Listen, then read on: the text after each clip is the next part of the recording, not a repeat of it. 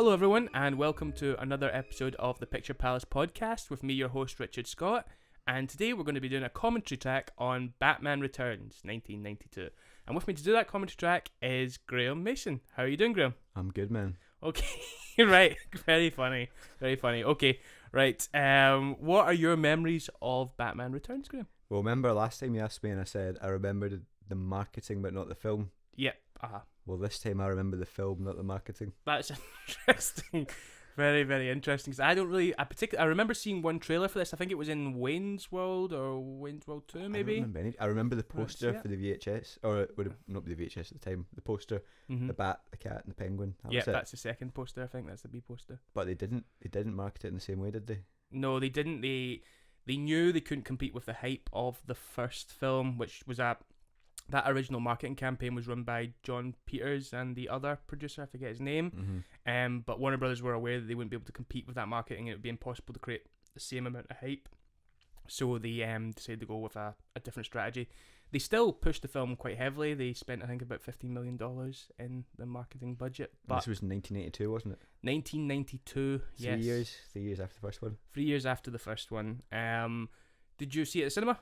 No, I didn't. I got it on VHS for my birthday, and I hadn't, as I said before, I hadn't seen the first one at the cinema or this one, so this was it. I got it for a birthday gift and had a party to watch it. Okay. Was it a well-attended birthday party? It was about 7 or 8 people. Not bad. That's not bad. That's not bad turnout for a that age. stay over, that's quite good. I think it was stay over. Okay. Excellent. Can I tell you a little bit of my memories? Yeah, you seen it, didn't you? I actually saw this one in the cinema. Even though it was a 15? Even though it was a 15, how did I manage to do it? You're wondering? America. Yes. It came out, even though this is a winter film, which is one of its great assets, as we're going to talk about, it came out in the middle of summer, similar to Gremlins, and I think Die Hard was a summer release as well, which is weird because they're all considered alternative Christmas films, and they all got released in summer. Right, okay. I went to see this at cinema. I don't have massive memories of the screen, to be honest, because something after the screening caught my imagination more than the screening itself. Hang on a second, how did it make it any easier to see it if it was a 15 in America? Because it would have been a PG 13 or whatever. I'm assuming. I can't remember, right, okay. Obviously. At that age, I wasn't asking about the certification. I was just happy to be seeing Batman. So what happened after? Well, I came out of the cinema, and we went into the car park, and there was one of those cars, you sometimes see them in films, or used to see them in films, not so much anymore. I believe there's one in Suburban Commando or Mr. Nanny, which has got the alarm on it. It says, "Please step back from the car." And this captured my imagination because it made me think of a talking car. Right, and that has erased my memories of the actual film itself. I thought it was going to be something about the film, but that's fine. No, nothing about the film. All I remember about the film is the opening from that original screening, and I remember the bit on the rooftop. That's and do you remember liking it seeing. Overall? Well, yes, I do. But you weren't mad about it? Well, what else was out at that time? Because would that have been around Turtles time and stuff like that? 2 years after. Okay, I feel like there was probably other things going on. It had eclipsed Batman in my mind by then. This is my favourite Batman film, as I'm sure we'll go on to talk about. Right, okay. I think it's unrivaled for many different reasons. I'm not saying it's a perfect film, but it talks to me, certainly. It's got an aesthetic and a subtext that I enjoy. But from those initial screenings, no, it didn't capture my imagination like the release of the first one. Well, I like 1989 better, so we can talk about the differences. Yes, we will do so, but in a friendly spirit, I hope. Okay. Is there anything else to say about it before we start? No, let's just roll. Okay, we're just going to roll now. So I am pressing the play button on Batman Returns right this second. We've got our champagne. Yep. That's not going to warm us to the average public, is it? Average Joe? Yes, we're watching with champagne. Okay, right. First, the thing you've got to give me straight off the bat is snow. That makes a big difference. Yeah, I was going to say, is this the only? It's not the only superhero film set at Christmas, but it's there's not many, is there? Iron Man 3. Yeah, that's the only other one I can think of off the top of my head. Right, straight away, we can tell that Tim Burton has a bit more control in this film because he's using actors that he's worked with before. Paul Rubens playing the Penguin's father, and Diane, what's her name again? Diane Salinger. Both worked with Tim Burton on Pee-wee's Big Adventure. Doesn't start with Batman. Well, that's going to be one of the other things that really sort of ties in with this whole what Tim Burton wants and what Tim Burton likes. Now, I love this opening. I think it's fantastic. It's pretty terrifying. Yeah, it's scary. But this is going to be the start, isn't it, of a long-running sort of comparison between the Penguin and Bruce Wayne. Something I don't think is fully resolved by the end of the film, but Yeah. we're seeing the difference of they both grew up in wealth, they both grew up. A good angle. Yeah. An interesting angle. It's an interesting way of looking at it. They both lost their parents, essentially, but through different avenues. Is there any actual... Have you ever read or seen anything more about what's meant to be wrong with him when he's born? Or Well, I suppose that's kind of debate, isn't it? Is that he's just born with birth defects and thus they lock him up? So he's just physically deformed? Or is he born evil? I guess that's the question. Right, okay. I'm leaning more towards the first one, that he's meant to be born just with birth defects and this wealthy family can't cope with it, so they lock him up and treat him like an animal and he becomes an animal. A Elfman score, I think, is superior to the 1989 score. Yeah. We're also going to see, in general music terms, no Prince anymore. I never thought about that. I didn't think in my mind there was that much difference between the two scores from the first and second until recently. There's a lot more of the vocal stuff in this, Yeah. the choir work. Don't know, is that what you call it? But I think also Elfman wrote about 60-70 minutes of score for this film, which is a lot more than he did for the first film. Right, okay. Because there's no Prince to break it up. There's no Prince to break it up, it's just pure Elfman. There's a little bit of pop music in it, though, isn't there? See this here? This opening sequence is totally amazing. I love it. Music's fantastic. You're not bothered yet about the fact you've not seen Batman? I'm not bothered one jot. What's his name is back to write? Sam Ham? But did he write it? Well, he wrote the first draft. The first draft, interestingly, had Penguin and the Catwoman in it. The studio wanted Penguin. Sam Ham and Burton wanted Catwoman. They compromised. But in the first version, see these bats here? The first CGI animal on screen. They look quite good. Yep. Don't you think that's maybe another example of the studio doing something good? And then Penguin's more interested in this than Catwoman is. I don't know. I'm going to disagree. I think I love Penguin in this, but I think Catwoman's probably the more developed, interesting character. Do you think she could have I don't held know. a film as a villain, the only villain? You'll never know. But I think she's interesting. What else? Oh yeah, but the original script was going to be that it was going to be like a MacGuffin style film where Penguin and Catwoman were trying to get some kind of like a statue or something like that had been buried by Bruce Wayne's great grandfather. Wow. Why? I don't know. That was just the original idea. What was the mayor plot directly based on the Adam West episode, or was it? Does that What's it complete called again? I coincidence? can't remember His Honor or something like that. The episode's called, and there's a second part called Dishonor. I don't know if it was exactly taken from that. I've got to imagine they were aware of it. I've got to assume. Was it always going to be Christopher Walken as Max Schreck? Well, we'll talk a wee bit more about that as we come on to it, but Burton didn't want him. He liked Christopher Walken's acting style. He liked the idea of Christopher Walken, but he was terrified of another Jack Palance situation. So he was a wee bit worried about him, but when he met him and he realised they got on, he was a lot more relaxed about it. But it was not studio mandated, but it was the casting director that really wanted Walken for the role. How much better do you find this than 89? Like streets ahead or close? For me, it's a richer text. Like, I'm not saying in terms of filmmaking technique it's far superior, but in terms of actually subtext and enjoyability and watchability, for me, it's superior by quite a bit. Any improvements for Michael Keaton, or do you think he's good in the first, good in the second, and it's that simple? I like him in both, but I actually probably enjoy him a wee bit more in this one, because he gets a wee bit more to do. Mm-hmm. I'll talk more about the second draft of the script that was done by Daniel Waters. Is it the guy that wrote Heathers? Right, okay. I'll talk a wee bit about that later on. And So who was the hip... I always read this was written by someone who at the time was the hip screenwriter or something. Daniel Is Waters. that Sam Hammer? No, that's Daniel Waters, the guy right, that did okay. Heathers. Was quite an acerbic and controversial script at the time. Right, let's get straight into it. Gotham. When I was younger, I used to think of these Gothams as being exactly the same, but just like a dark gothic Gotham, but this is totally different. Yeah, that looked kind of a lot brighter. The idea was, so, what's his name? Anton Faust. So it's him. Frost. It's him doing both of them. No, he was the first one. What is it? Is it first or first? I'm not sure. I think Anton, whatever. He had killed himself, and that original Pinewood studio was not used, so we moved to an LA Warner Brothers studio, the biggest lot in LA. And this one is much more influenced, rather than by nostalgic Americana, it's much more about fascist architecture, hence the big statues and stuff. Now, what's interesting is Denise Denova, is that her name? The Tim Burton's long-term producer? No idea. She said in an interview that they wanted to make Gotham a lot bigger.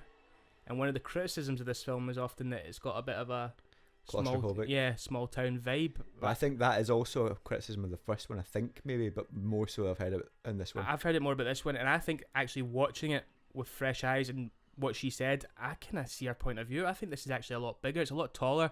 What they wanted this to be is it Rockefeller Plaza or Rockefeller Center in New York? Yeah. This is called Gotham Plaza, isn't it? Yeah. They wanted it to be like that in New York, essentially. But they wanted this fascist, Stalinistic architecture. Don't ask me what that means. Do you enjoy this film all year round, or does it have a Christmas only problem? No, I enjoy it all year round, but I especially love watching it at Christmas. But the architecture is really, really interesting. I'll point out specific examples of it. When we get into Max Schreck's building, you'll see it, but it's all about uniformity and the idea that the city is like dehumanizing the people. But see, even if you look at this, when we pan up the camera, it's all very Metropolis and sort of Fritz Lang and big futuristic architecture. What do we see inside Max Schreck's building? See the windows, how they're all sort of grid-like, and also the back wall, which I think we're about to see in a second. Again, very regimented. Don't you think it's a bit of a problem that he seems to own a shopping centre or something like that? Is it Schreck Industries and Schreck Department Store? Is it? Yeah, okay. he does both, but yes, it is a wee bit comical.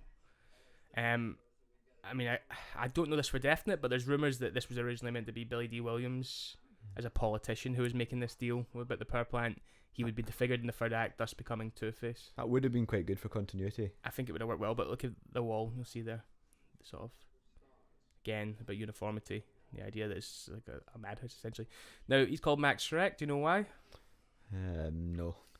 Have you ever heard of a little film called Nosferatu? Yes. Well, the actor who played the vampire Count Orlok, he was also called Max Schreck. Well, the actor who played him was called Max Schreck. So it's a tribute to German expressionistic filmmaking. And I think that's kind of, obviously in Tim Burton style, but it's also relevant here because, well, Count Orlok, or Olok, or whatever his name is, he's a vampire, so he sucks blood. In this case, he's a businessman, and he's going to suck power, but eventually take people's life away from them. Also, his hair reminds me of the main bad guy in Das Cabinet del Caligari. The Cabinet del Caligari. I don't know if that's intentional, but I didn't realise for years that this guy was doing a Christopher Walken impression. But now this when you guy's watch in it, something it's else, pretty isn't funny. he? As well, he was hired because his eyes look the same as Christopher Walken's. Should have said Max Schreck's son. Yep, Doing sorry. a Christopher Walken impression. Yes, we're talking about Max Schreck's son. And we're also meeting Selena Kyle here, who's sort of put upon secretary. Michelle Pfeiffer, I think, was third choice for the role. It was originally meant to go to Annette Bening. The reason for the Felix the Cat heads, or what I think are Felix the Cat heads, apparently, according to Tim Burton, was the idea that there's so many evil corporations that have these sort of cuddly, warm logos. I'm assuming he's been in Disney, but I thought he was a Disney fan. He would have been in production on Nightmare. What is Christmas. Felix the Cat? And I recognise it, but it's Felix the Cat's like an old cartoon. like obviously Warner Brothers owned or something. Then They must have bought it up, but it wouldn't have been in Warner Brothers originally. I can't remember the name of the guy that originated Felix the Cat. Still no Batman. It is a long time not to see Batman or Bruce I don't know, Wayne. I I'm think not completely against him being not the main character. We're only a almost, but couple of minutes it in feels here. like a long time. I know we sat through what felt like an entire meeting. You promised you wouldn't complain during this. I like it. I just think that Look at that. is Look at noticeable. the scale there. Well, like we talk about it being smaller, but look at the scale. The only thing I would say is that leaving it this long is that when he does turn up, it is amazing. I think it's about 30 minutes before he actually says something in the film, but he turns up pretty quick here. It's That's just quite after this. impressive in a way, though. Yeah, well, I don't know if it's worth talking about it now, but Daniel Waters, if that's his name, I wish I'd checked that before we had a look. He originally had him and Burton fell out, and one of the things they fell out about was that he had Batman delivering these long speeches about how he hated the people of Gotham because they didn't protect themselves. And he had him talking a lot. That sounds interesting. I know, I thought it sounded interesting as well, but Burton didn't want it, and Keaton chimed in on support of Burton. He didn't want Batman to talk at all, basically. Oh yeah, because they talk about him scoring the dialogue and stuff, don't they? Yeah, they wanted to get it as minimal as possible. There's a lot of criticism of Christopher Walken in this film. Christopher Walk-on, some people have said. I never thought that about this until you said that to me. It wouldn't have occurred to me. I just thought he was strange. I just always thought he was strange. I think I can kind of understand why Burton maybe didn't want him, not just from the intimidation point of view, but if he's meant to be a humdrum businessman, you don't get Christopher Walken, do you? If you think about the evil of this film is really about normality and normal people. Mm-hmm. And the Penguin, the Catwoman, and to a lesser extent Batman are all sort of tragic figures, alienated figures. You really want someone who looks like a suit here, like a proper suit. Yeah. You don't want... Like to accentuate Penguin's weirdness and things. I never thought about it like that. I mean, even this sort of stuff is... Yeah, it seems like he almost would fit in the Penguin's world anyway or something. I mean, I'm of the opinion that Max Schreck is the real villain of the piece. Mm-hmm. This is good. Yeah, this is fantastic. But you can see right here that it's a lot more cartoony than 1989. Like, Burton's got his own way. The studio have acquiesced, and this is one of the reasons I love this film. It's just pure Burton. He'd done Edward Scissorhands. He was feeling confident. He's got his producer in place now. He's got his production designer in place. And Boo Welch, I believe that person's name is. Or Bo Welch. And he's running with it. But I think this is probably more crowded than the parade scene at the end.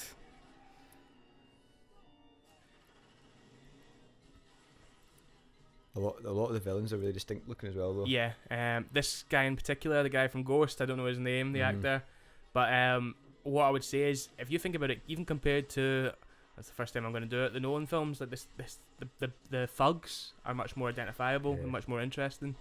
I don't want to turn it into another I Hate Chris party, but there was something coming up that made me think of him as well. I'll wait till it comes up. Okay. Right. Pat Hingle again. Right. Weak. This is one of the... This is what I was going to say.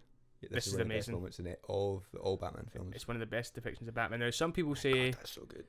This, again, shows the passive Batman, but I just love this. Like, who cares if people would know... That's what I was going to say. I was going to say that's the thing that it's like, who cares that people would see those signs or whatever. It just looks brilliant. It looks totally amazing. The idea that he's sitting there doing nothing as well. Yeah, I love all this stuff that he's just sitting waiting. Yeah, that he's almost like dead. He's half alive until he gets to be Batman again.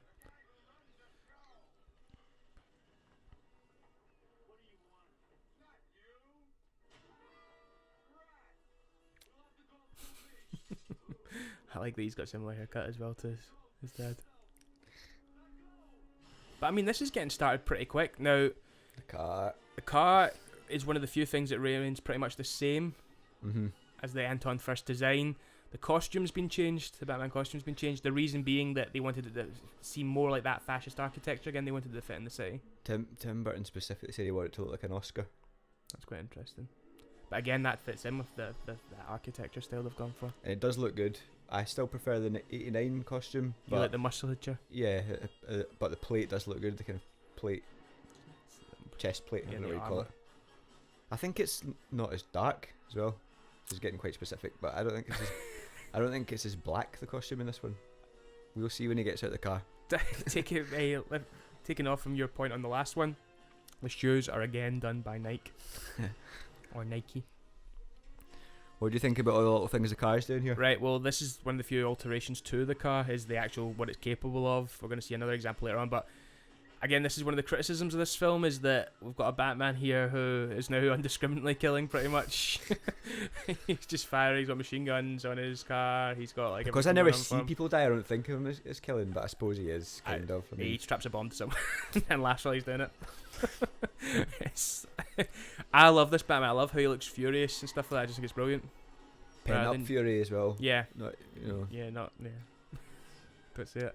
Is that another thing? They changed the... Not what the other one does. They changed the car's capabilities. This is a really boring fact. They changed the car's capabilities so that the afterburner could shoot much further than before. I feel like that little thing there sort of highlights a limitation of that car, though, the fact that it needs a big device to turn around. I know, that's true. This is another great moment. Yep. It's going to be full of them, so I'll not say that every time. But if you think about it, I'm just saying, again, in comparison to 99, we're moving a lot faster here. Yeah. God, the costume looks great. Actually, maybe that is better. I can't decide.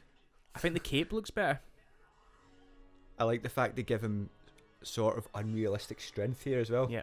With no explanation. I get everything he does is small but aggressive. Eyes look great.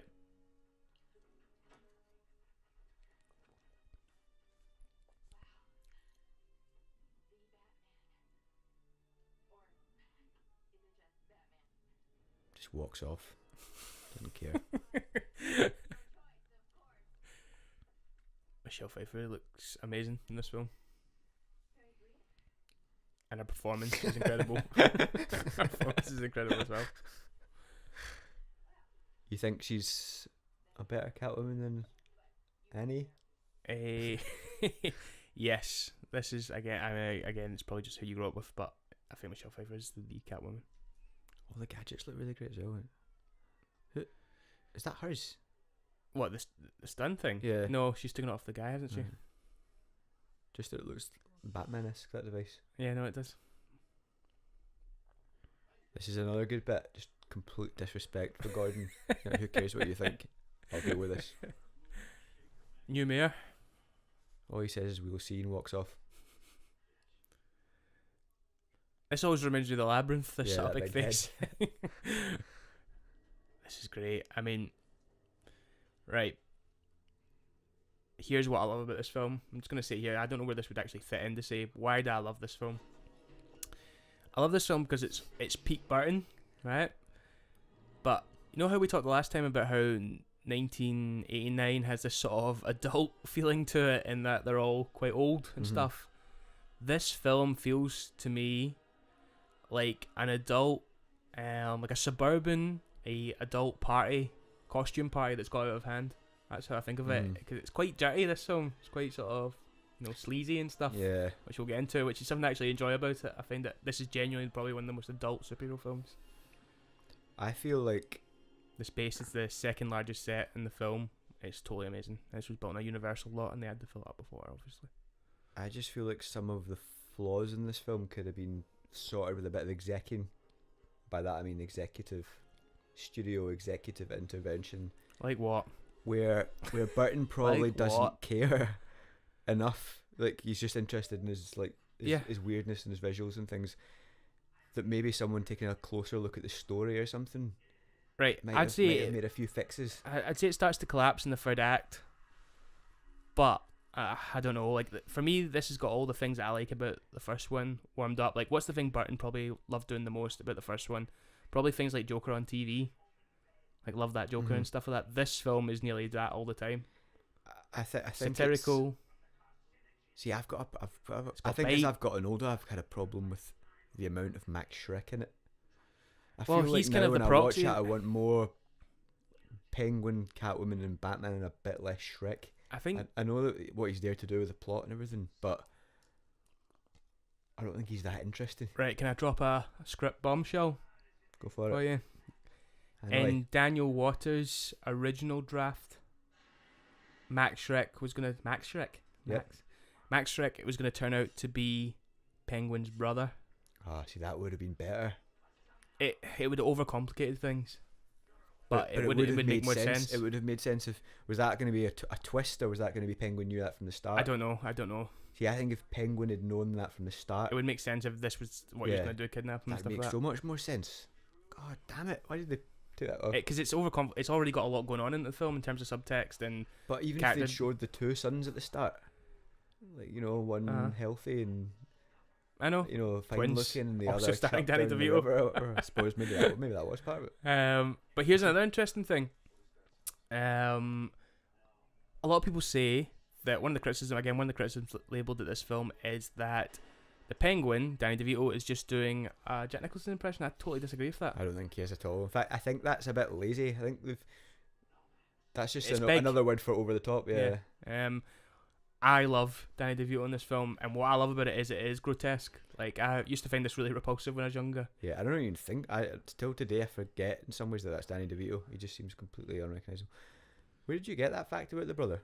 I've never heard that before. It's in the book, Burton's Batman films. Right, Remember okay. I recommended it to you before? It's really good. It's a wee bit amateur in terms of its writing, but that's one of the charms of it. It's just sort of someone who's gathered all the facts.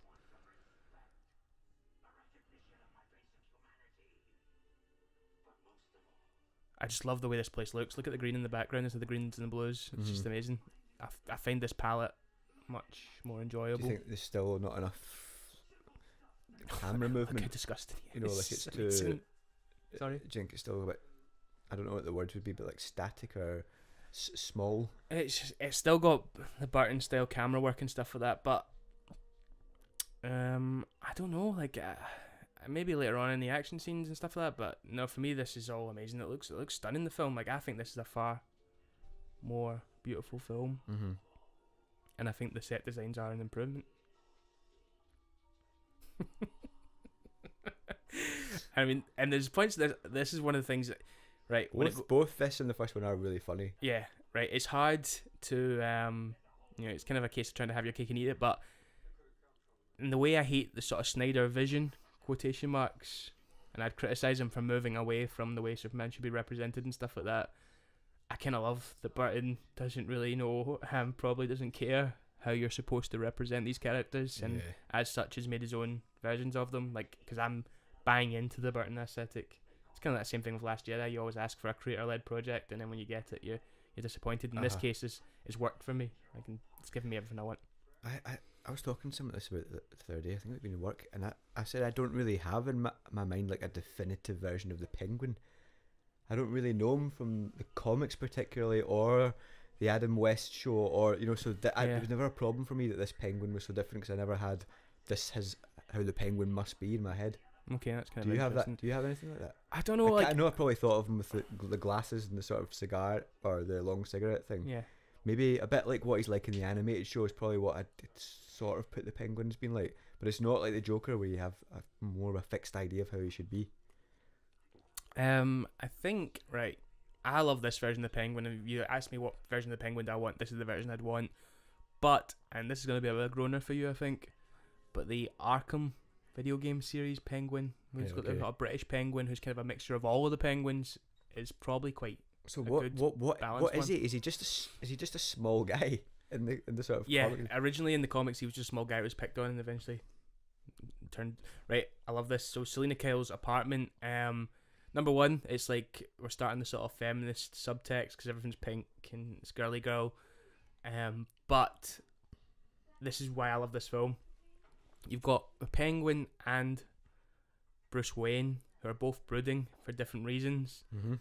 And Max Schreck, who's got his own imaginations. But you've got Selena Kyle, who's kind of like, she doesn't even have space to brood. She doesn't have the operatic space. Or the time. Yeah, so she's been crushed every now and then. I think that's really interesting. That's something that will develop throughout the film. But maybe not enough. Is this supposed to show that she's like immature or something, all pink? I think, it's meant to be. Well, it's going to be Catwoman, isn't it? So there's going to be some kind of evolution. But yeah, it seems like maybe a little bit collegey. And hasn't moved on. But I think this is a brilliant performance. What age do you think she's supposed to be in this character? No. Oh, here's another fact. This is set 3 years after 1989. Well, it is 3 years after, isn't it? And it's set right? Okay, so it's 3 years after. How do you know that? Again, I read it in that book. Okay. And the Penguin's 33. I don't know if the Penguin's 33. Because the baby gets chucked in the river and it says 33 years later. Why does it say 33? That's really weirdly specific. I don't know. Is that like a Jesus thing or something? No. Oh no, maybe the Penguin's. Maybe he's 35. Maybe they've hung on to him for a couple of years. He can't be 33. I got the impression. See, I got the impression that in the beginning. Oh, it's not that. See, I always thought of him as being born almost in the beginning, but he isn't, is he? Is he doing weird things? Is that what they're screaming about? No. That's the birth of the Penguin. But then we cut forward. Oh, right, and he's maybe a wee bit older, so I don't know if he's a toddler or what. Okay. Still, I don't want to get bogged down in what age is the Penguin. So again, we're getting this phone call message about how she's getting dumped. Basically, there's a thing here, isn't there, about every time she tries to assert herself, she gets like knocked back down, glass ceiling stuff.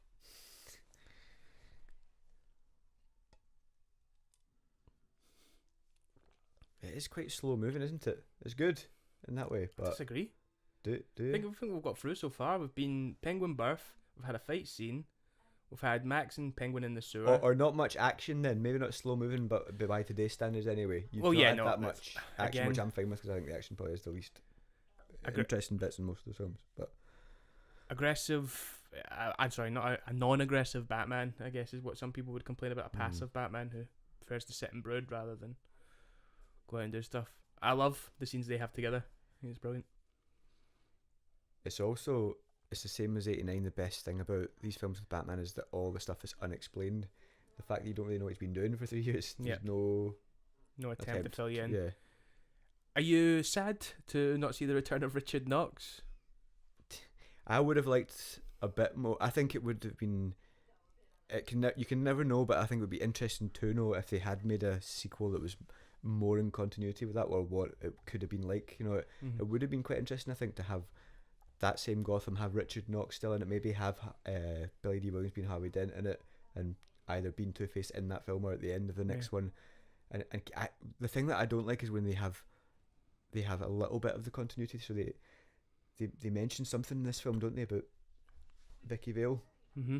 And it seems to be that there's some of that, but it seems quite a different world in a way as well. And then it gets even worse with Batman Forever. I know we're not going to talk about that, but that's the worst of all worlds when they have Pat Engel, Michael Goff, and some of those people going around, but it's so clearly like a different universe entirely. And so that's a problem for me between the first one and the next one, is the sort of the little linkages between them all. Yeah. But I think it would have been good to see what it would have been like, but it never happened. So there you go. It is what it is. From what I've read, Burton seemed kind of desperate, to be honest, to refresh a lot of that stuff in the first one. There seems like a lot of stuff he didn't like and wasn't happy with. The other thing that would be really good to see is what would that first one have been like if it was just a true Tim Burton film. Yeah. I don't know. These are all if onlys. I do get that a lot of people feel that this is too much, too Burton-y, like over the top and that, but I totally love this. This is, to me, a lot of people say Edward Scissorhands is him in the height of his powers. I think I love this because it's also Burton as mischief maker, because the studio are, like, they know what's happening and he's taking the film away from them, which is what they did to him in the first one. The final heartbreaker is that he could have had a third one set at Halloween, which would have made it. We can't keep coming back to this trilogy. It would have been amazing, but it didn't happen. But do you think there's something to be said as well for not going over and over and over something? Maybe it wouldn't have been, maybe 2 was enough for him to do whatever he had to do. From what I understand, he got in contact with them saying, I've got ideas for the third one, and they said, no thanks.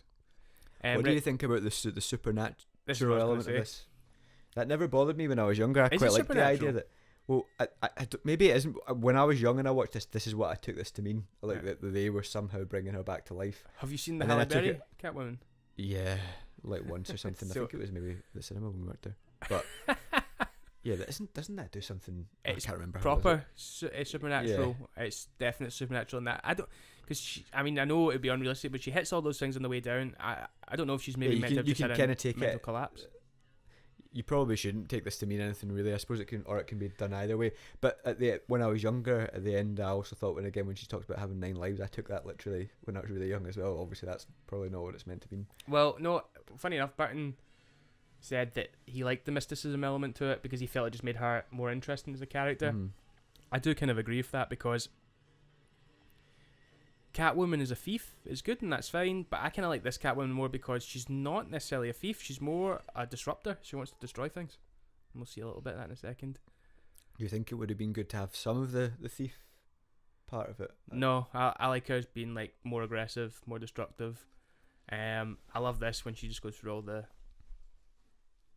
She looks totally Burton there. The score is amazing here as well. Yeah. More strings from Elfman. What is it that she's actually supposed to be doing, Catwoman, before she gets involved with Batman? She's not stealing stuff. She saves that woman in the street from what I assume is a rapist. Vigilante stuff? Or is she just... No, because she sort of lambasts that woman after she saves her. I think she's just on a sort of wrecking mission, because she goes into Shrek's department store, doesn't she, and destroys it. Right, okay. I don't know if that's a personal revenge thing or just her creating chaos. So is she just supposed to be, in your mind, a normal woman, completely normal physically, who's just lost the plot? I don't know.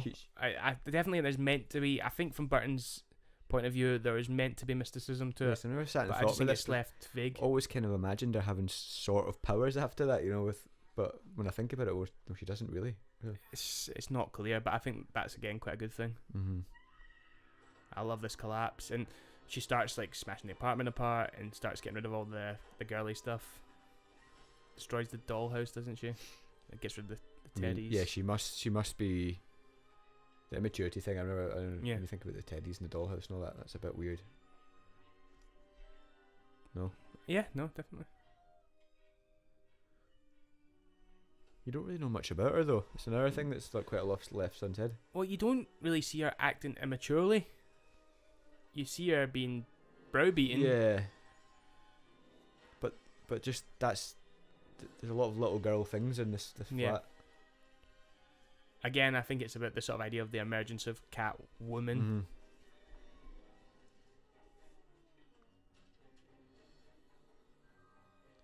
This is fantastic.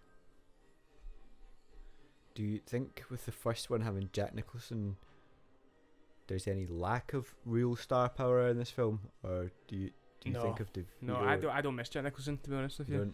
I think both like yes, he's a big presence in that, but I think what Pfeiffer is doing and what DeVito's doing is more interesting, to be honest. Like, right. I do enjoy watching Jack Nicholson perform, but I mean, but he like sucks the oxygen out. Yeah, I think this is far more interesting and coherent. Score's majestic there.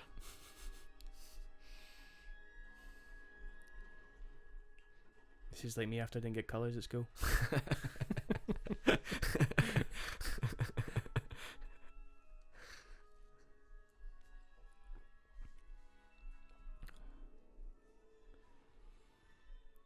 don't want to keep going on about it, but there really is hardly any Batman in this. Again, a Burton decision. I think he's right. These people are much more interesting. I do think there's something to be said for having him not be the main focus all the time. Definitely, you getting a breather from him. It feels good. Right. Another reason I love this Batman film is because of one of my main problems with Batman. And I know Grant Morrison has tackled this recently on his Kevin Smith show that he was on, but to me, you cannot get away from the fact that Batman is someone who has had something undeniably terrible happen to him, but he seems to be taking that out on the people with less money and the mentally ill. Yeah. And in this film, I feel I don't know if they intentionally back down from it at the end, but and I'll talk about it more when we get there, but I think this film is showing you that there's people worse off than Batman. And whether he fully realises that, I'm not sure. And it kind of we'll come on to it when we start looking at how he starts talking the Penguin, basically. Mm-hmm. What do you think about the Catwoman suit? I love it. It's brilliant. That's another sort of. I mean, that's completely different from the comics version or what it was, and that's another thing that they've. That along with the Penguin look at. I don't know the words I'm looking for, but almost giving like a second look to a character that could be as iconic as the first. You know, a little bit like the black suit Spider-Man or something. Yeah, like it's completely different, and the Catwoman suit came from a fashion magazine, I think the costume designer saw, and they went from that. But it also ties into this idea of this film being, well, I don't know what to say, sexually charged. Like there's loads of weird sex stuff going on in this film. Yeah. And again, it adds this idea of it being more adult and more sleazy, and I think more interesting because of it. The Grant Morrison article in both of those films talk specifically about the Catwoman costume being definitely from that world. Yeah. But also the Batman costume, in some ways, you know, the kind of black rubber sort of look to it is quite. Yeah, no, it's all very, what would you say, dominatrixy. Interestingly, the original Catwoman costume was going to be like a corset and stuff like that. I'm glad they moved away from that. She had been vacuum stuck into that costume, so they had to like suck it. It went so tight on her. Do you have any problem or opinion on that big duck that Penguin was around in? Effing love the duck. I think it's amazing. Again, it's another sort of cartoony element that tells you you're not in the first film to an extent. It is also good, the complete lack of explanation for it.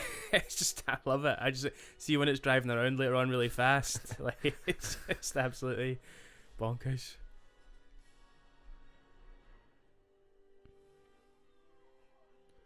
I just love it. To view is amazing. Everything he's doing is amazing.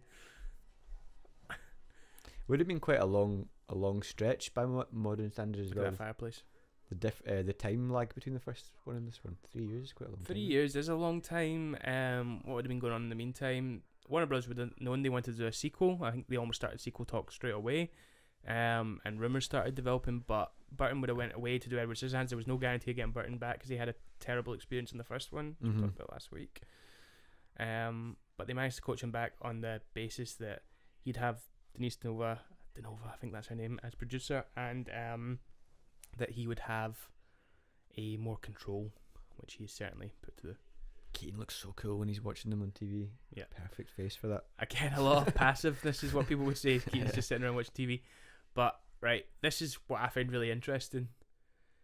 Is I think pretty much from the get-go here, Keaton seems to not like this guy. Yeah. And he doesn't know why or something, well, I think he's basing it on looks. Yeah. Like he's judging a bit by the cover. And this is what I think is kind of, to an extent, Burton's commentary. Yeah, and I see what you mean, but I mean, not... Yeah. Do you know what I mean? If it's a fascist Gotham and Batman fits into that city, Batman in this... he's not an outright villain by any stretch of the imagination, but I think there is a criticism here of Batman to some degree. And I'll talk about it at the end, like I say, because I think there's something interesting they don't do that I really wish they had. It's quite a hard character to make three-dimensional in any way, and the idea that you would be jealous of the Penguin. The idea that you'd be jealous of the Penguin for being a genuine freak. Yeah. It's a pretty interesting way to go about it.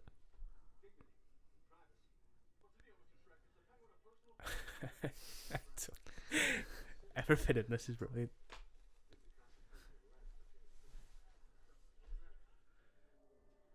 Right, so this starts the sort of, I think it's the Penguin's A plot, which would be that it becomes clear, we think he's looking for his parents. Batman thinks he knows who his parents are.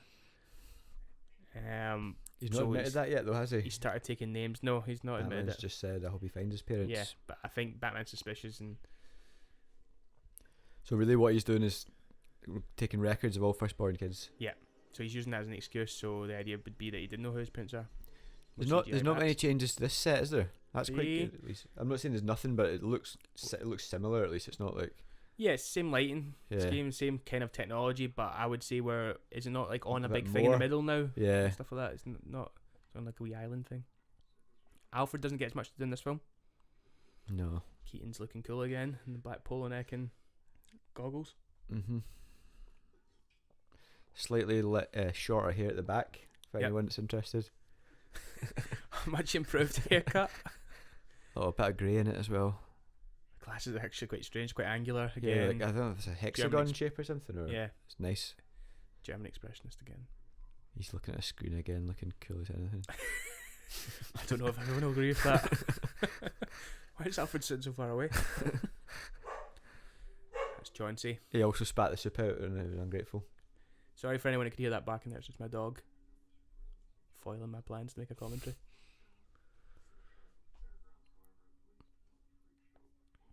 Where is he getting this right? Is this pre-internet, isn't it? This is pre-internet, so these are like actual physical newspapers that he's got on a screen. No, I think it's like internet archive. Not internet archives, paper archives. Scanned or something? Right. I don't know if he scanned them individually. Maybe that's one of Alfred's jobs. First thing they wanted to buy all the newspapers and scan them in. Where was this made?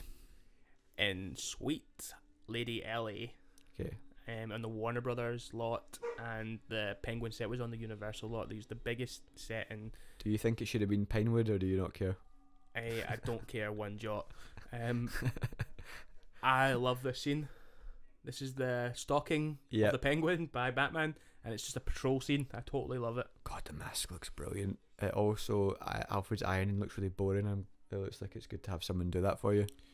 It's quite strange. Has the Bat mask got a more aggressive? Yeah, I was just about to say that. It's got a really angry forehead. I love this. Remember you had that art print of the Penguin at his desk? It was in a magazine you'd bought and it folded out.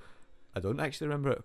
You got some kind of film magazine and it had a... Did you take it? I didn't steal it. I believe I might have got it in a swap at some point for some Spider-Man comics. I don't remember that. It was it folded out in 3 parts, and it was a big artistic painting of Penguin sitting at his desk writing, and Batman outside in the car. Actually, it was all green. Right.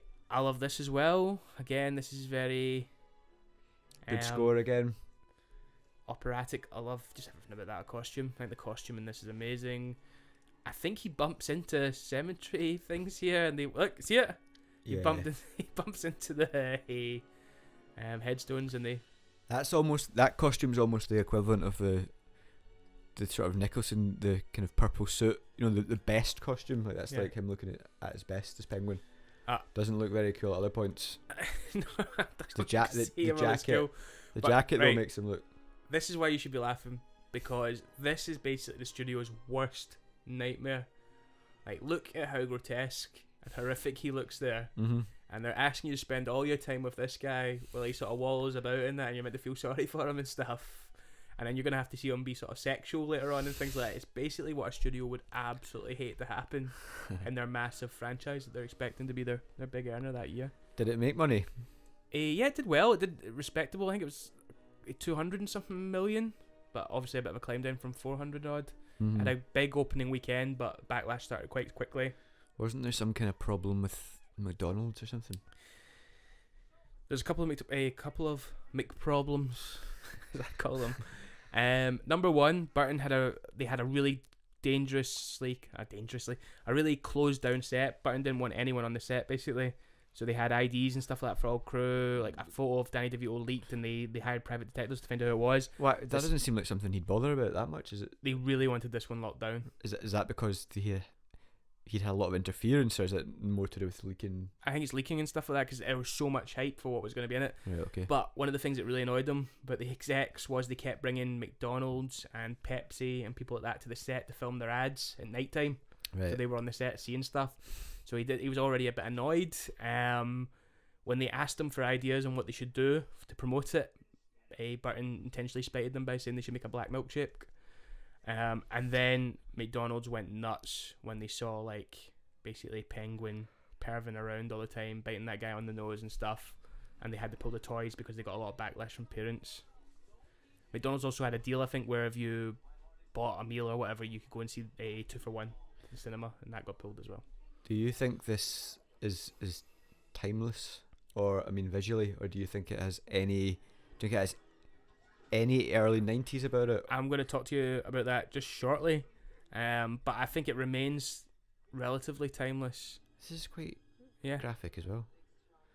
It's like along the lines of RoboCop or something. Yeah.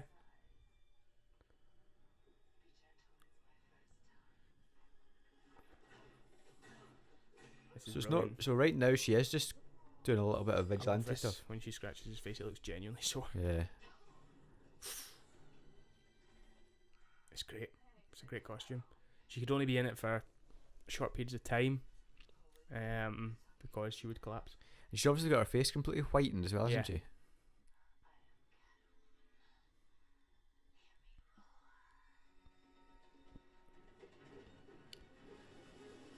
That's a strange line, I think. Yeah, it was like a t-shirt. There's a couple of clangers in it. Not a t-shirt, like a trailer line or something. Or yeah, there's a couple of clangers.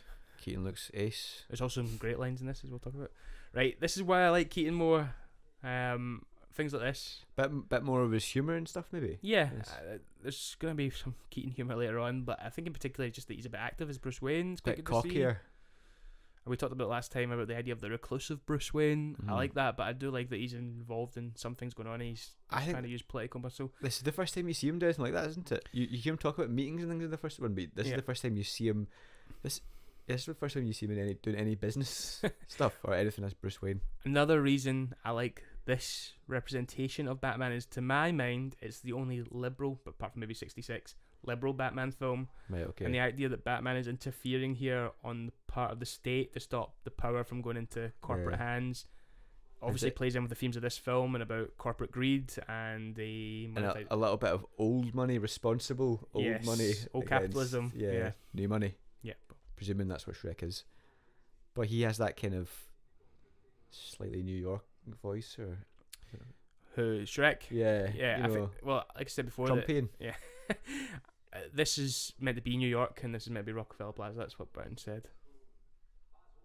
Rockefeller Center, I think it is. Sorry, Rockefeller Center. The place from Home Alone, the Christmas tree.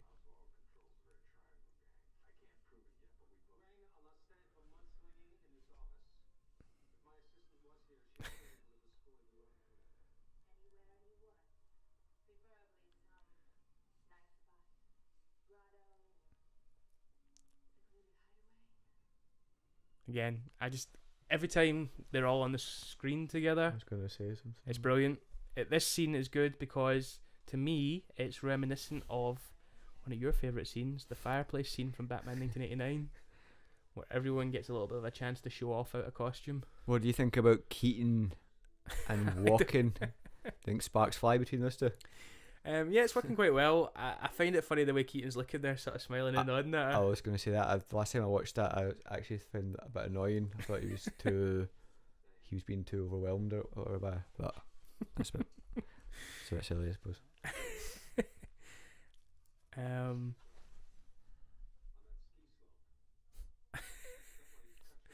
I just really like this. It's so strange. This is weird dialogue. I think this seems a bit like it's written by your Cool Dude Heathers guy. Yeah. This bit about talking about I was in school and the guy who noticed was Ricky Freeberg or something. Keaton's really struggling to act here again. Sort of stay engaged. What do you mean, bored? No, I think he's just like, what kind of facial expression should I be pulling?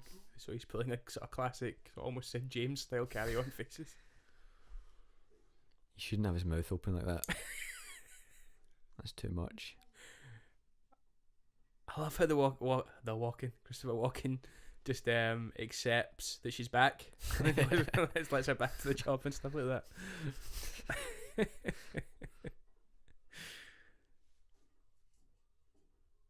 Is Chip meant to be in some way Arnold Schwarzenegger? Because do you know on that wall?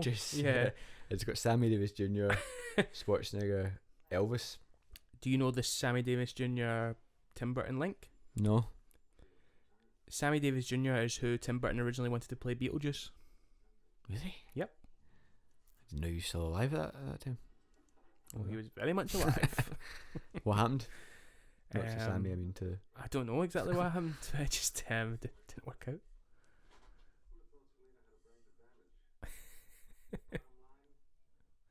In some ways, that's more interesting though than having been shocked and everything, isn't it? Like, how is she back and all this sort of thing. Yeah. The fact that you just saw who cares. Carries on. This must have been a pain in the ass. All the snow. I'm gonna say there's a lot of slush there. They had to cool the studio, like, so you could see their breath. And that Burton really wanted to be able to see people's breath, like the scene in The Exorcist. So they had to freeze this gigantic, the biggest studio in the Warner Brothers lot. Like I've said about 5 times now. It'd be great to have that kind of power. And if anyone opened the door, even for a bit, like, it all went out. So it is strange to think that outside that's like hot LA. Yeah. In that way, it seems strange that they didn't make it in London again or something. I just don't think Burton and Keaton wanted to go. Stop going on about London. It's their business where they make it. Never go back. I really love this as well. The fact that downstairs he's like Cobblepot, and it's just like a regular office, and then upstairs it's like all run down like this, and the circus gang are all in there with him. Doesn't make any sense. And that romper suit is just absolutely disgusting. I always thought his fish looked quite nice. Well, it's funny. Do you know this is actually a real, not live, real dead fish, and DeVito really ate it? Method. Raw. Like, DeVito didn't want the part originally, didn't really see what he was going to do with it, but once Burton sat him down and told him what they were doing with it and that it was going to be suitably strange and crude. Do you know how much of it was his idea? The characterization. Yeah, I suppose the look would have been all Burton. I think the look was heavily Burton and the Bo Welch.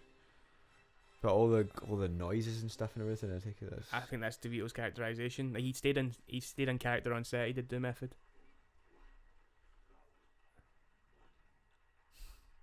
And the way that Jack Nicholson had that Tracy guy, what's his name again? That in real life, yeah, it's Tracy Ullman, yeah, or something like that. The guy who plays the organ, that was Danny DeVito's friend. They both worked together on One Flew Over the Cuckoo's Nest. Right.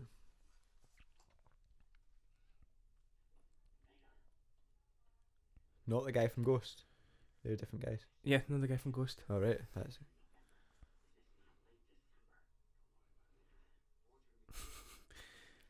So this is when his sort of B plot emerges, and this is, I guess, where people would start getting critical that it becomes bit convoluted and There's the narrative gets a bit messed up. there's not much for kids here, is there? I mean, for the last, I loved it. For the last 15 minutes, she's been on a kind of upstairs. Yeah, well, I mean, this is the scene that McDonald's were unhappy with. Basically, Penguin decides to run for mayor because he thinks he can get a sort of young women. And then he bites this guy's nose. I mean, Nicholson killed that guy and stuff in the first one, like with the electric buzzer, but there's nothing like this in it. Who did he kill in the first one? Remember, he killed the mob boss with the electric buzzer, and it's quite grotesque. But there's nothing like this. I mean, look at him. Look how horrible he looks. And that's really proper horrible violence. I just always laugh thinking about like studio execs now watching dailies. How long are we going to spend with this guy? I mean, again, one of the things about this film that I enjoy is the satirization. Is that right? Of different things about society. So the media are satirized here obviously quite heavily, and things like the political process, capitalism.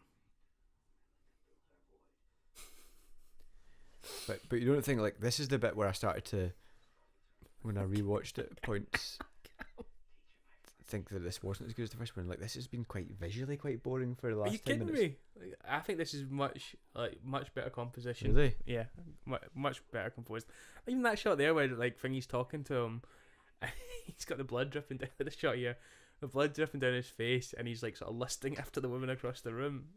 It's so dynamic.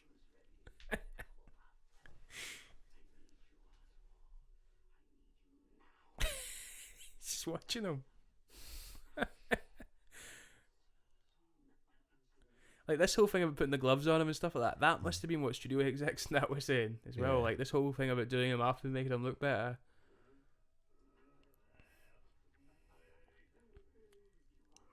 I get this is quite interesting again if you think about it from the fish line over there. Yeah. It's quite interesting again if you think about this from like the dynamic of them maybe being brothers. Yeah, I definitely think that would have made more sense in a way.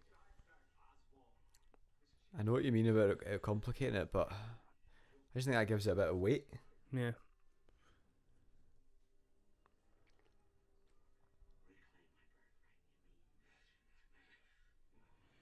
This couldn't even have had its little twist if they didn't want to have it the whole way through. If you made Max Shrek his brother, it gives him more to do, which is good because right now he's just basically evil businessman. It would maybe give him a bit more of a reason to be involved with him. Yeah. Other than the blackmail. I know. Well, they've both got reasons. Max Shrek wants the mayor gone, and he wants access to those records.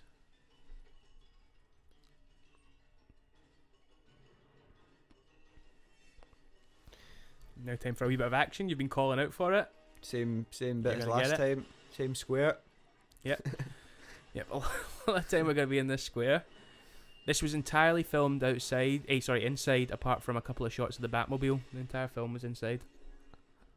I mean, it does look more like a town than a city, doesn't it? At points. I don't know. No? Like the more I'm thinking, I think that looks like a bigger set than 1989. Like I used to think that, but now when I actually look at it, I go look at the size of the sets. There's some great fight moves here. Yeah. This is definitely there's some not so great ones. A wee bit more dynamic. Something. There's one I'm thinking of coming up. He ducks and spins round. And that's got to be one of the worst. Yeah. Okay. Yeah. That's about it though. The rest of it, like that. That looks terrible. The rest of it is good. One of the best gadgets, probably. I think this gang's definitely more interesting than what you usually see. Right. This I loved when I was younger, but again, the criticism here is he's not even like skilled anymore. He just types it into this batarang and throws it.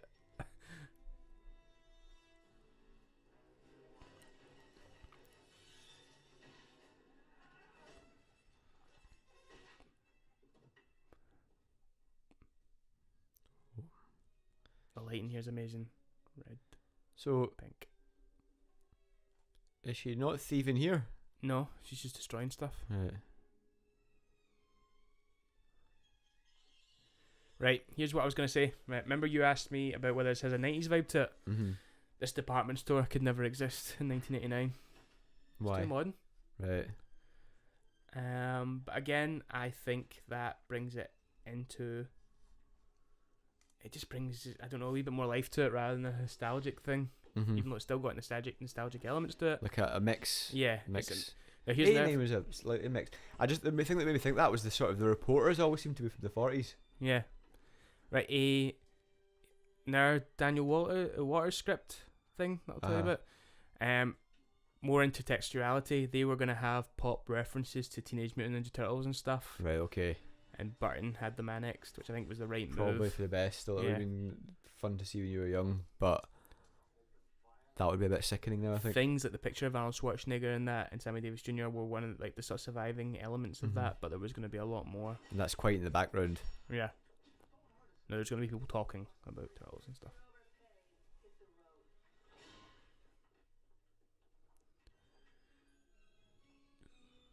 This is brilliant. Michelle Pfeiffer went through extensive karate or fight training, but also whip training. Do you know what she used to call the witch? She had a name. The whip. Do you know what she had a name for it?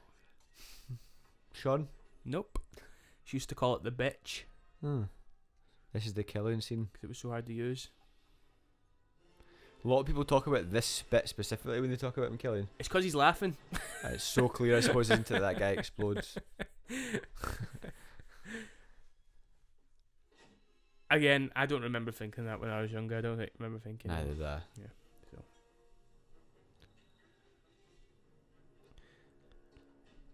Right. So she's really just destroying stuff. Because it's Shrek. I don't know. Like again, I think this is. Oh, I love this.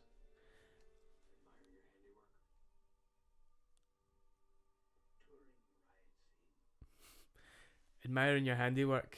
Like there's a couple of bad lines. There's a couple of bad lines in this, but there's some great ones as well. And yes, it is a bit shady to say, but it's still really good. I mean, he's having a go at his handies, isn't he? He's having a go at his hands.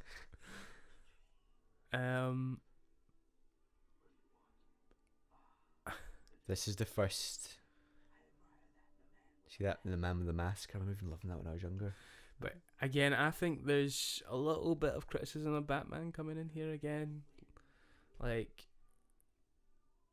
we'll see it later on with the... Is it in this scene? No, it's later on. You're just jealous because I'm a genuine freak and you have to wear a mask. Yeah, although he did say I admire it in The Man with the Mask. That's the first part of that getting developed.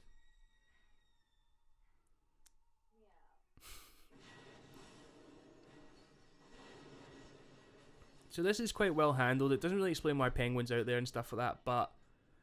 that looks good. Yeah. but what, like having them all three of them together like that? Yeah, it's like... That's really cool as well. Yeah, Them flying umbrella. Good shot, Batman.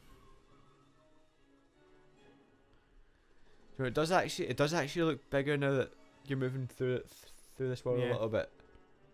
I think it's just getting away from that bit where the tree is. There seems to be a lot of time spent there. I think the problem is that criticism has been laid at it by people remembering, rather than people experiencing. So they've remembered the town square and they go, "There's nothing else in this." But when you actually look at the background here, right, when they're fighting, it's pretty distant. This is a good fight as well.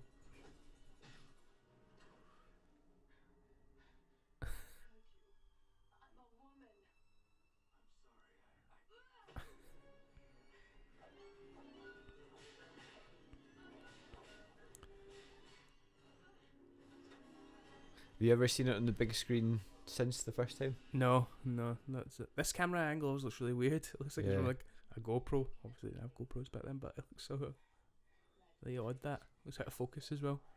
This always looks really painful as well. What is that? I don't know. Some kind of acid. An acid attack. It's an alley acid attack. This is great. I like the amount of things you can always get from the belt with no explanation as well.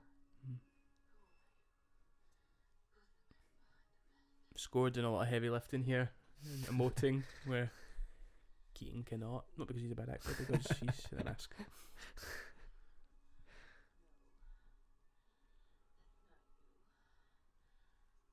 talk about that costume all day long. How good it is.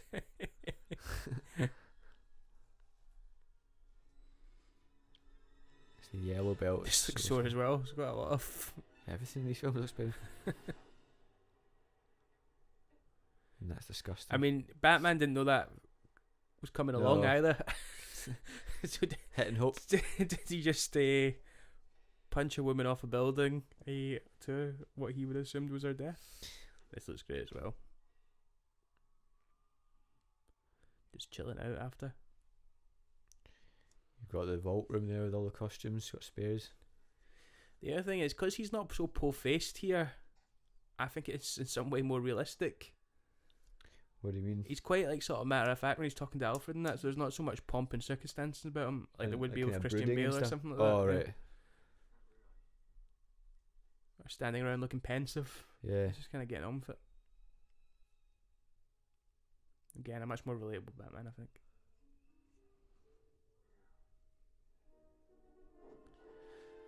So Batman's smitten.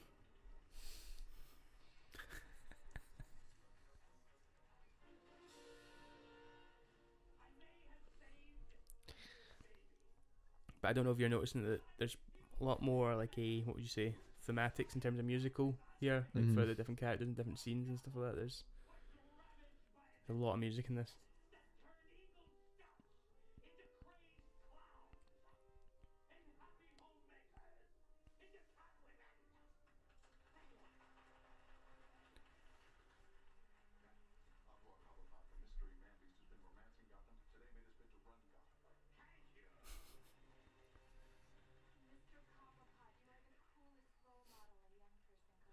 Again, another scene that caused upset with the McDonald's people.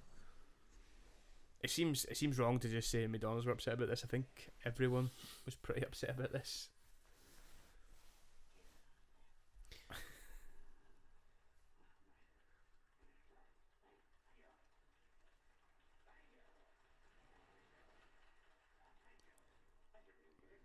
It kind of looks more like the classic version of Penguin in those posters, isn't it?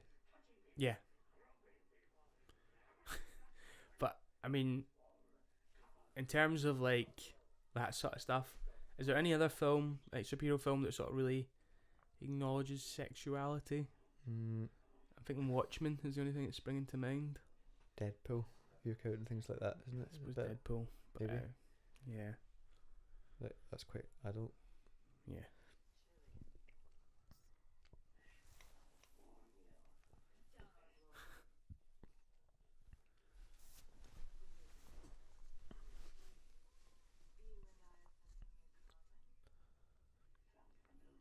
Do you like both of them teaming up like this?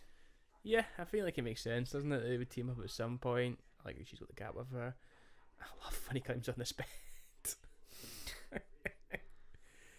It makes sense that they team up over something. I prefer something like this, which is relatively not a massive team up, if you know what I mean. It's just more of a team up of convenience to them, like looking for buried gold or something like that. Whatever that original script idea was. I always wondered how they did this thing with the bird, but she actually put in a gob for real. More than once. You'd think there'd be an element of animal cruelty there. The bird flew out, it was fine. What do you think about this? I mean, it again makes no sense, but you're happy just to let it be. He's got these designs on the Batmobile somehow. That Yeah. He has a picture of it, knows exactly how it looks, and I think that's fine in my eyes.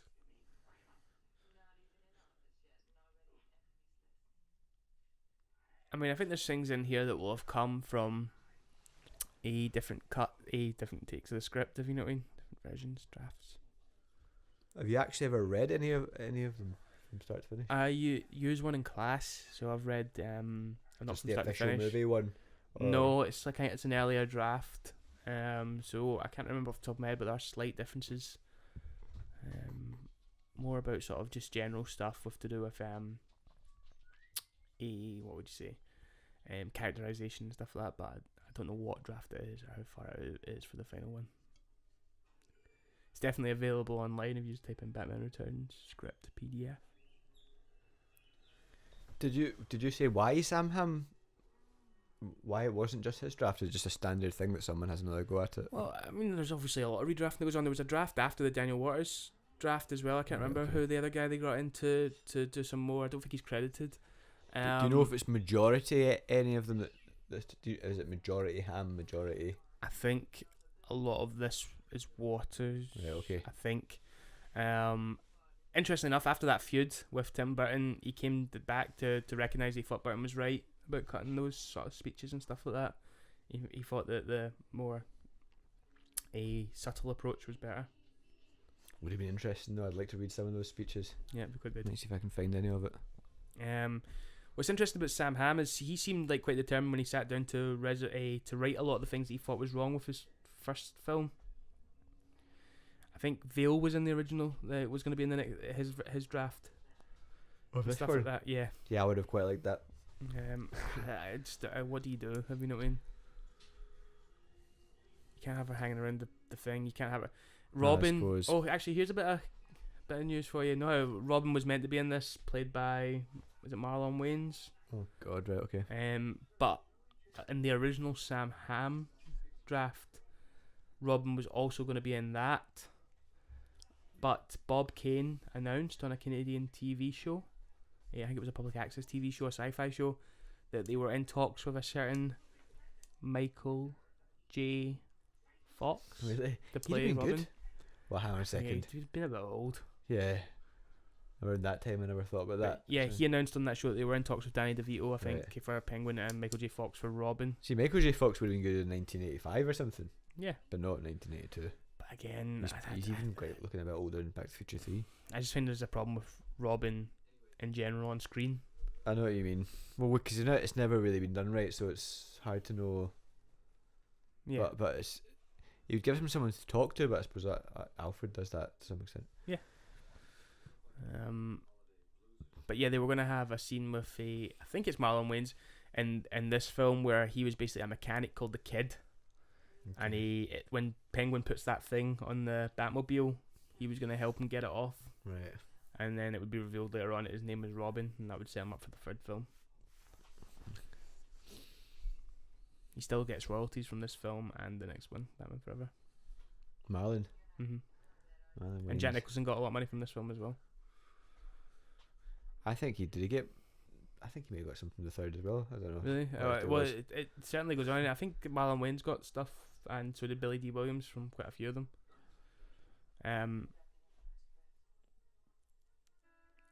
Michael Keaton was paid $10 million, I think, for this film.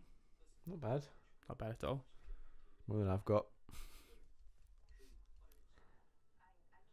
I'm not sure about his outfit here. Oh, I quite like it. Collar up. The colour. Nice scar. He's doing that kind of nervous Keaton stuff here. Yeah. This is great as well. Again, this is sort of like the nasty side of the film, like the way he throws this thing. Painful. Yeah, she's gotta be dead. I mean, she's gotta be dead. Just from this hit. It's the noise he makes as well. Oh no, but she shows up later as the hostage, isn't she? Oh no, she does. That's right. Yeah. I'm sorry. But then look he at pushes this. her Look off at the roof or this. something. Yeah, he does push her. He kills her, but look at this. You hear it like it's like a Like splat it's as well. stuck in her head or something.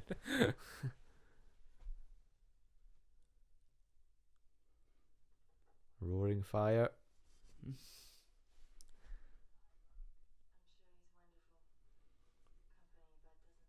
She's a bit cocky here, I think. That's part of her new character. She's smashing through the glass ceiling. And again, it's about Bruce Wayne representing the establishment. Yeah. Oh, what compared to her being a normal worker, is it? Yeah, if you think about her like in her sort of little apartment, being a sort of the worker. Yeah. I mean, it's something they talked about in Dark Knight Rises as well, wasn't it? With Catwoman. Yeah.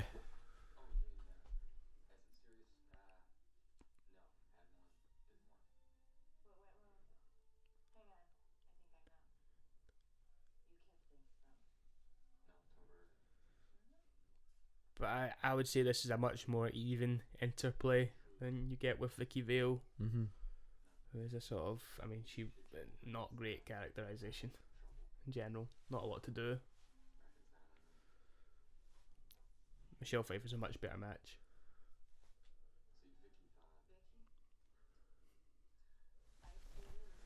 Do you think she's just a better actress? I think she's a better actress, but I think also, to be fair, there's just a lot more for her to do here. Mm-hmm.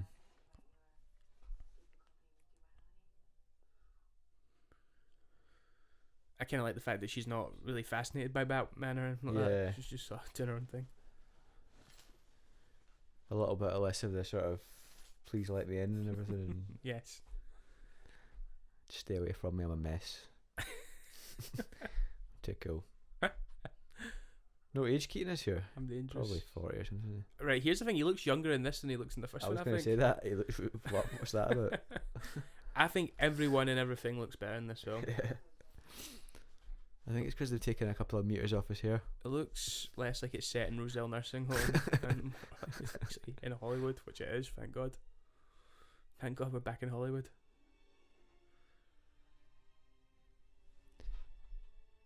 I like this thing with the wounds as well. It's horrible though, that mark in her arms, like a big bit of ham or something.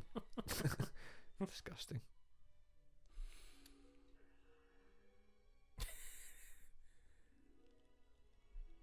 Let's see it.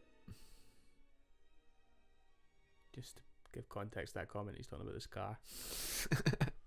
Look though. Does it Some look like an bubbling. acid burn?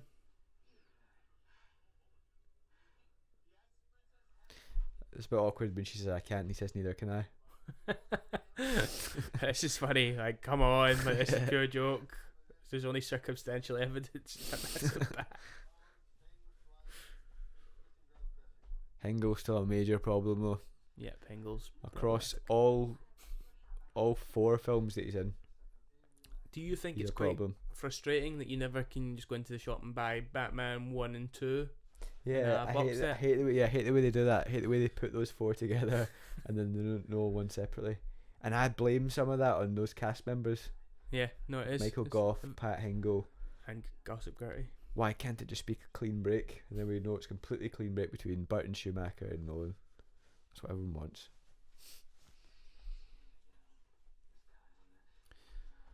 I mean, that must be really annoying for Burton to see that. I'm sure he doesn't care, but if he goes into a shop or something and sees his films lumped in with Schumacher's and then sees a separate box set for Nolan, well, he thinks, why is Schumacher getting my box set? He's technically they sit next to someone. Executive producer on the third one, but he did nothing. He basically said, yeah, Joel Schumacher's alright, and that was it. Do you like? Probably got some money though. Yeah, no, he got a huge wad of cash for that. What do you think about this? I run out of patience for this a little bit. When she's leaving? Yeah, I just feel like saying get out. Don't know. I'm kind of again glad to see her on the screen and that. I think she's more interesting. Mm-hmm.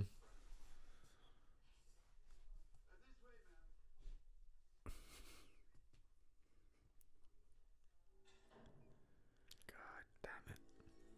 I like this contrast here. But Yeah, you 'cause said he's organised and he's got Yeah. loads of suits. But you like the one suit better. I do like the one suit better, but what we're going to see is her in her little car. Worker again, innit? Yep, all over the road trying to get into her one suit. Mm-hmm. I think that's quite a nice contrast. Because it looked like hers was maybe getting repairs as it went along as well after fights with him and stuff. Yep. I really noticed that before. There's the Nikes. As a child, I liked the idea of all those suits though. I thought, if one gets damaged, we're fine. There's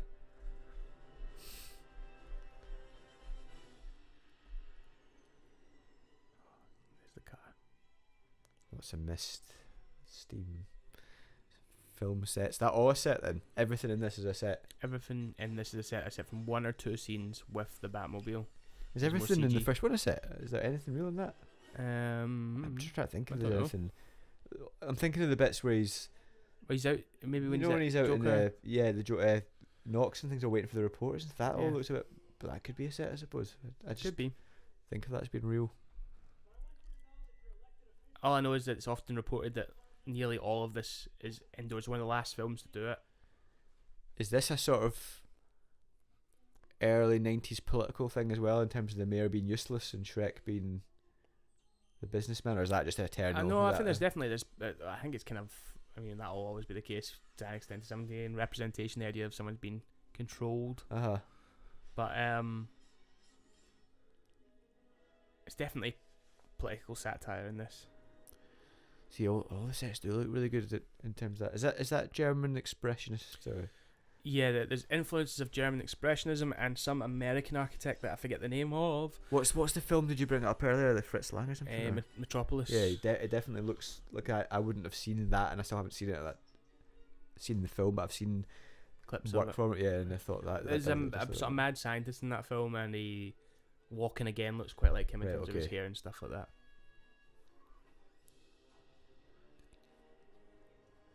If you'd got your Halloween third one, would you have wanted again another Burton Gotham, or would you have been happy for an extension of this Gotham? It would have been this Gotham, wouldn't it? This one. Yeah.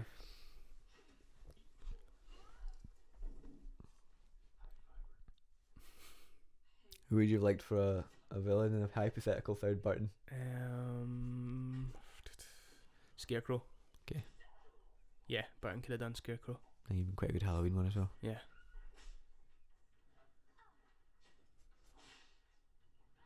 The original weapon was going to be a cat of nine tails, but they decided on a whip. A what? A cat of nine tails. What's that? It's like the whip with like lots of different ends on it. Like Panthro? Not quite like Panthro. I wouldn't immediately go to that. It's like I've always seen it with the ancient Egyptians when they're like flogging someone. Yeah. It's got multiple tails. A few strands at the end. Yeah. But I went with the whip because he felt it looked more like a tail when it was tied up on her belt. Right choice. I always think this looked really good. Yeah. Like a big boy who's sweet. Again, something you would simply not see in a Nolan one, but I think looks better for it. His slow movements are so much better in this as well, because whenever they try and make him look faster, it doesn't work unless it's Snyder. She's got that scratch on her eye there, I've just noticed, to be where the thing hit her.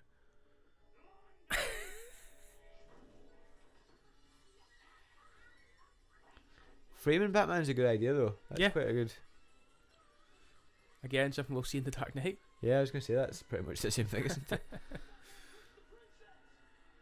He looks really good there.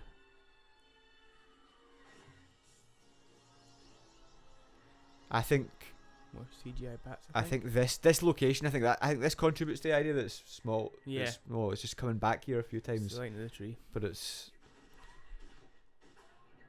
That's quite weird how similar that looks to when a Jim Gordon runs out with guards in a Batman Begins. Good that you can see that he can take some bullets. Yep. It hurts, but he's not dead.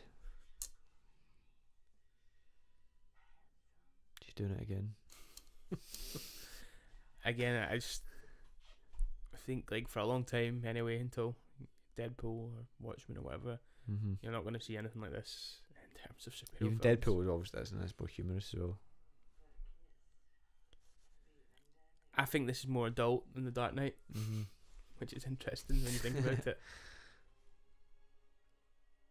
But I mean, stuff like that, like think about a Catwoman. It's also even just the age of them. Rises.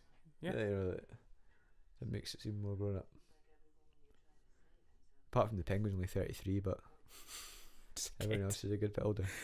Is it funnier? Easily about be 33. Oh god. Okay, coming up, one of the greatest visuals in all Batman films. When this happens, actually, it maybe does have. I don't know if it does have maybe more iconic moments. Yeah, well, this is brilliant. There's quite a few with the Joker. I'll enjoy this and I'll come back to that. That looks great. Now, I used to, before the days of digital, rewind and rewind and rewind and rewind my VHS again and again just to see this bit over and over again. Do you know what? It's not even as the flying. confirmation the character could glide. It's not even the flying. It's the landing. It's when he does this landing and then does a forward roll. It looks so good. It's like low level enough to think you could do that around the streets where you live or whatever. You know, it's like. I used to have the toy that did that. Did you have the toy? Did you? I don't know. Yeah, there was a toy, and you pushed the button on the top of the back, and then the things came up. It was brilliant. I'd have been screaming for that if I knew it existed.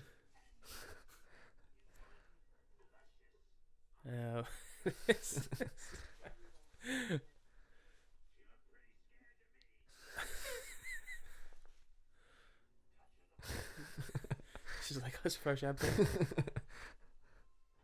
was I going to say there? Oh yeah, iconic moments. No, it probably doesn't have more actually, but they've got, between the two of them, those films, they have an awful lot, because obviously you've got the Batman going up to the moon and everything. Yep. But do you know the Bat logo is slightly different in this one? I can't tell exactly I think how, it is slightly different. It's more elongated. Well, in the costume, because in the costume in the first one, the logo's different from the one they used for the advertisement thing. Yeah. Maybe I've got a feeling the logo in this suit is more like the actual logo that they had on the costume. No, on the poster. Yeah, on the posters.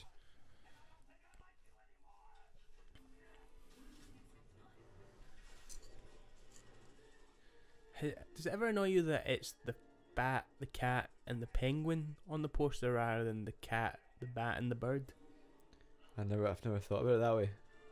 It never occurred to me to call him a bird, but it does sound better. Yeah, it just seems like it would be much more logical. A penguin is a bird. What's the use in the bat, the bird, and the cat? The cat, the bat, the cat, and the bird. Yeah. Rather than the cat, the bat, and the penguin. Yeah. It's a great poster though. The alternative one's quite good as well, where it's the kind of logo just kind of covered in snow. Yeah, that's quite weird, but we've got cartoony. But here we go. This is great. It's such a good effect. I don't really know effect. how they've done that. It's obviously in the cut, but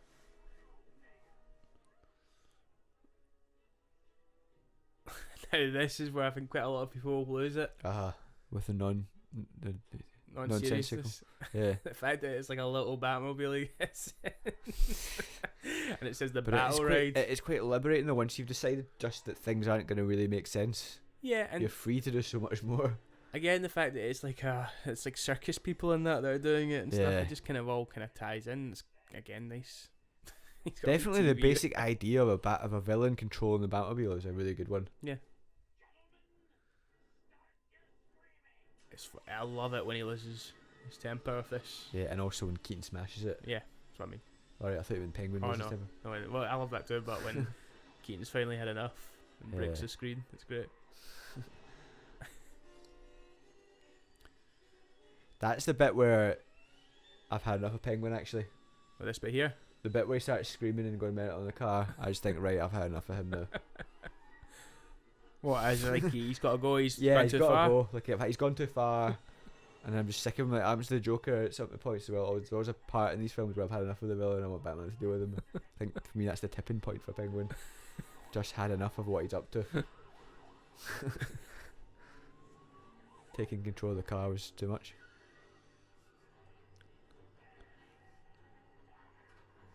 Kind of part of the aristocratic reading of it, probably the minute he starts mucking around with Batman's stuff. Yes, to be taken care of.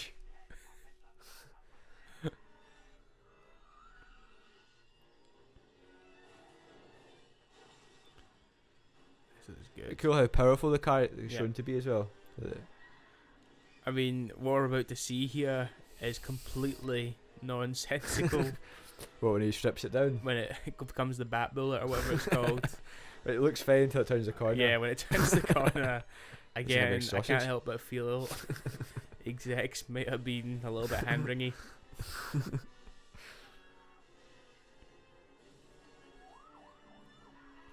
Don't you think though, if you're an exec watching the preview, you would have thought there's enough in it and we're going to get enough people coming in to see the first one, and in those days you weren't thinking about 20 films? Yeah. So maybe you thought, oh, we got 2 good films out of them, fine. I think they were definitely... Or 1.5.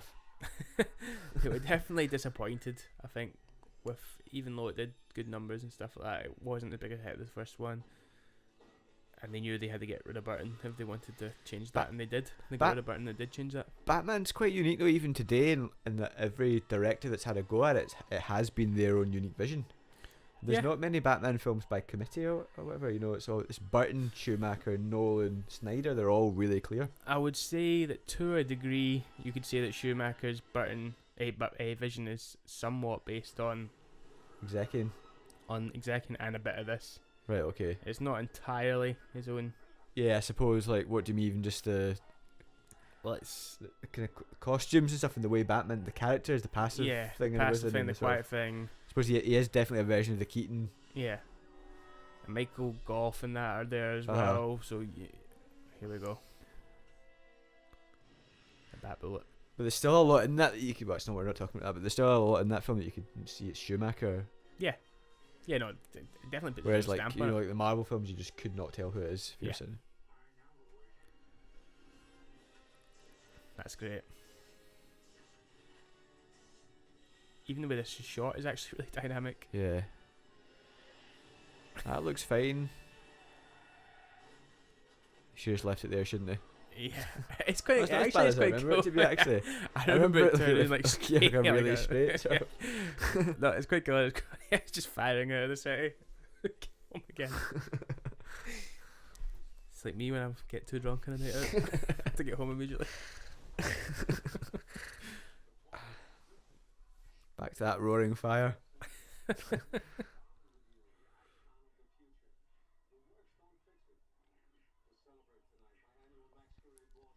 I don't know, maybe he is phoning it in.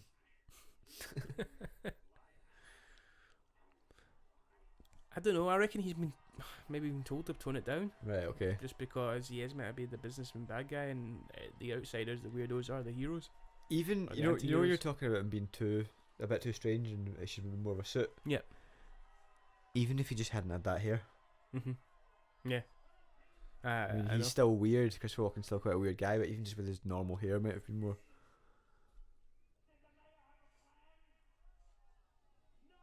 This is great. Even that's kind of quite. She's doing something quite Keatonish herself there. Yeah. There's a black coat on, just staring. Black overcoat. Not a great outfit from Keaton there. Not a great look. He looks like he's fallen asleep on the couch and had to be woken up. It's a bit golfy. Penguins on TV, this get outfit. up. Now, this was something Burton really, really wanted. Is it? Yep, this is something he was desperate for. The Iron Maiden This is brilliant. descent to the Batcave. You know what's good about the stuff like this in these films? There's no big deal made of it. No. It's all just there. This is great. Look at Wayne Manor here. I think Wayne Manor looks bigger as well. Bigger than what? The first one or bigger, Bigger than the first other? one. Right, okay. Even the lighting in this looks good. Yeah. Like this bit. I think this one's got better production design. I think that looks great as well. So cozy the way it comes out of it. Yeah. Glasses on. Your glasses Into on, the old chair. man. It's funny because like the way he leaves, you think he's gonna do like he's gonna go and like kick butt or something, but he's actually just gonna go and sit in a chair and use an early version of the internet. CT scratcher. All this tech looks really good now, though. Yeah. It's good that it's saying fine frequency jam. Do you know what I mean? Yeah. It's like it's telling me everything it's doing exactly. anything with big analog style buttons in that is far better than sort of digital touchscreen things. In terms of just like for visuals in cinema, I don't mean actually in terms of using.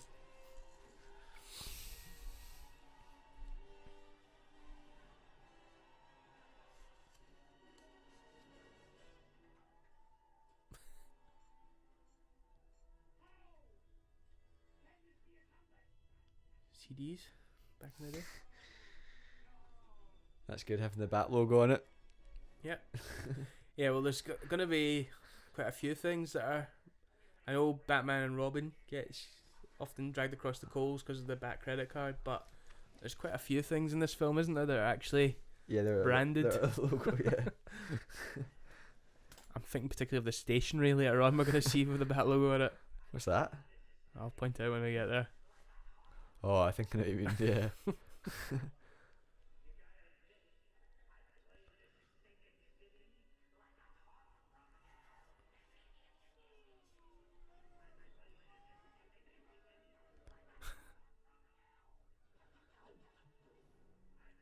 Right. Is that kind of a rap joke?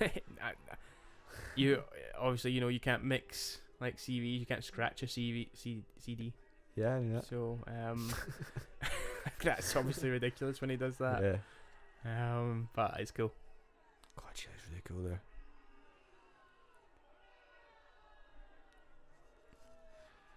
We've all This is been when here. you start to get some seriously good score again. Yep. And good This is winter visuals this coming is up. Elfman did not Elfman. DeVito did this for real when he does this jump in that. Did he? Yeah, he didn't use stunt doubles. He did everything. But again, it's interesting when you think of all these sort of fascist statues of like traditional male beauty and stuff like that, and then the idea of the penguin. I think we're meant to sympathise with the penguin. That's great. It's just absolutely great. I do feel sorry for him when he's running away like that. Yeah. And he's got to get back. Because you kind of think of him as the wee baby. Yeah. Well, it's the same run, isn't it? Same journey. Cops look good as well. They look Yeah. type time period sort of. And this is great. I mean, that's fantastic.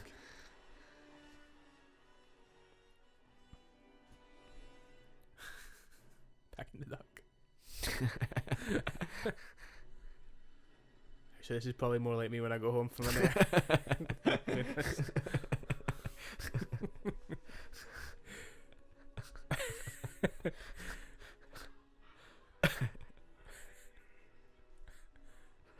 That's where I talk to the dog and the cat.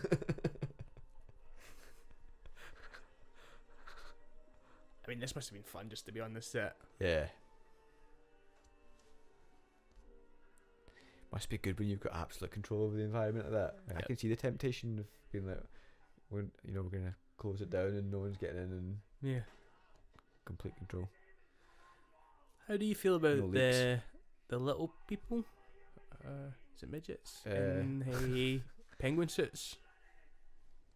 I never thought about that. Is that what that is? All of them are. I suppose. Not all of them. It's a mixture of real penguins. Do you mean how do I feel for their welfare, or how do I feel?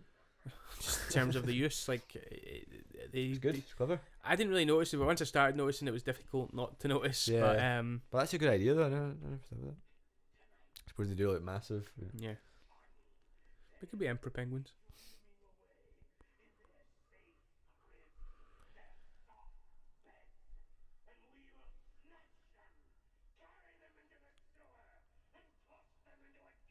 I mean, that's quite terrifying. Yeah.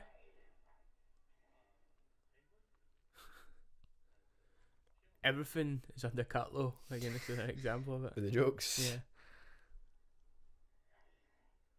Yeah. That's a pretty good joke as well. I don't think that's a little. No, it's a lot.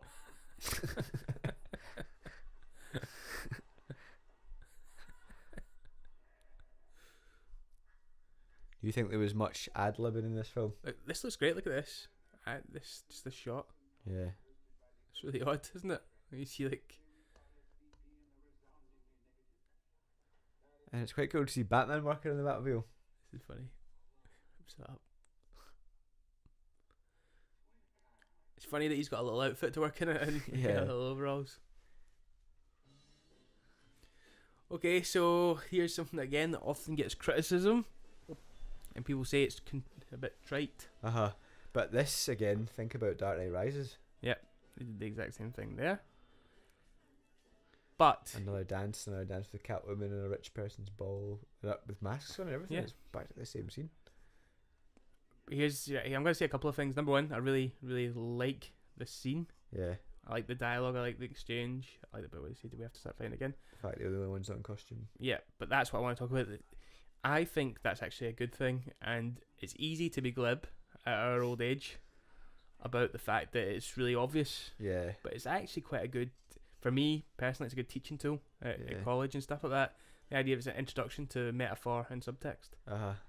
And I think it's quite nice because I remember when I realised it as a child, it was like a revelation. I was like, oh my god, they're not in costume, like, because they are their costumes. Good little song here as well. Yeah, this is much better. Burton actually likes Saxon in the Saxon. And is this the only? It's the only song. Pop. Well, I don't know if you call it pop song, but non-score. Yeah.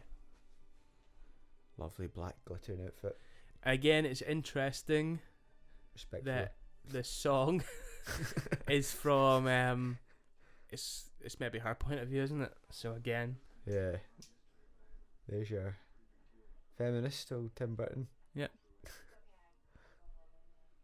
I think there was Daniel Waters that brought that stuff in originally. I don't know if it was in Burton's mind, but it was Daniel Waters. I think that had it in the same way he had Batman having big monologues about how he hated the people of Gotham for not saving themselves. He had her doing similar things about feminism. Right. Okay.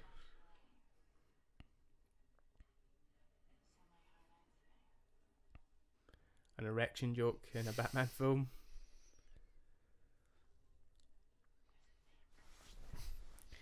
They do seem very grown up, these two, though. Had they not acted together before in something? Don't know. Is it Fabulous Baker Boys or something like that? I don't know. It's good how jaded she is. Yeah. The whole thing's good.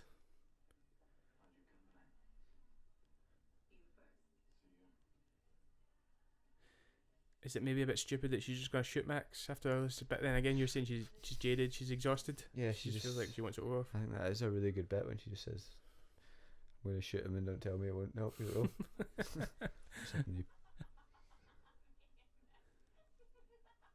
But it's funny she's been working that job as well still this whole time.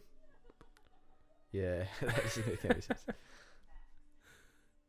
I think Keaton's reaction is really good here as well. I actually quite like to think what she's been doing in the office. She still been doing the same stuff for that, or has he just avoiding her? I mean, that something like that could do with a little fix, surely. Yeah. That she doesn't go back there. I don't know, I like it.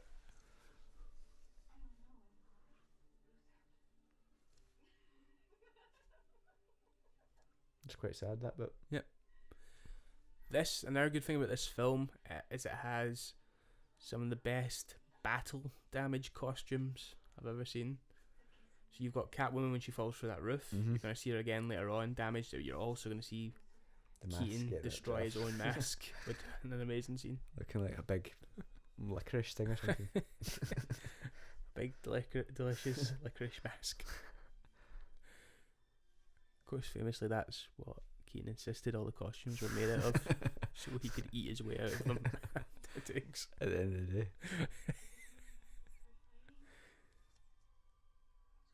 I like the idea of them realising who each other are in public and stuff like that. I think that's good.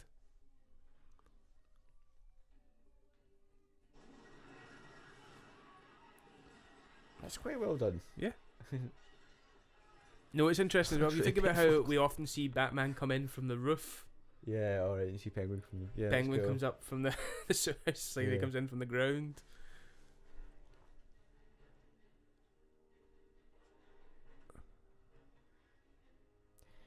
I always quite like the idea that Bruce Wayne, he can never do much when he's not in the costume and stuff. Yeah.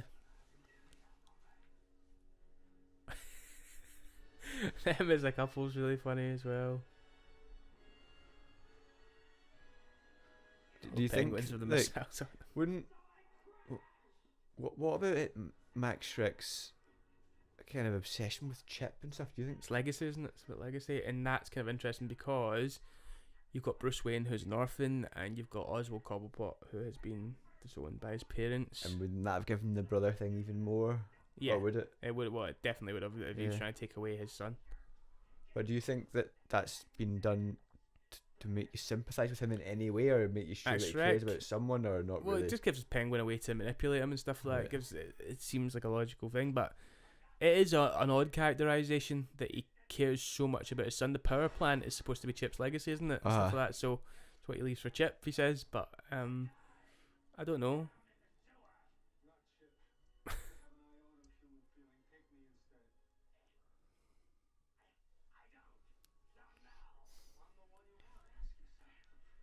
Do you think this is where it lags a bit or something? Maybe not this bit specifically, but I feel this is where it starts to slow down a little bit. I mean, that's not bad considering these films tend to do that always in the third act. It's definitely weak in the third act. We're gonna go through a lot of the same steps. A major comeback, I suppose, though at the end. You know, it doesn't look like it stays weak now till the end. I think the whole thing with the Firstborns, considering it is the A plot for the Penguin, is not really fully realised. I don't know if that's just because it would have been too weird to focus on it in a film that was technically meant for kids. As you say, you enjoyed it as a kid? Yeah, I definitely did. You get it, by and large? Did you know what was happening? No, I totally... I obviously didn't understand like the subtext and all the dirty jokes and that, but I definitely really enjoyed it. It just wasn't like what the first film was. Batmania, wasn't it? So there was toys and loads of stuff. I don't feel like I remember that for the second one. and I feel it's because we've maybe moved on to other things like Teenage Mutant Ninja Turtles and stuff like that. Terminator 2 is this year as well, isn't it? I think you 2 could be, yeah. And also Gremlins 2, I think, is also this year. There's quite a lot going on. I'm sure I'm missing some big things as well.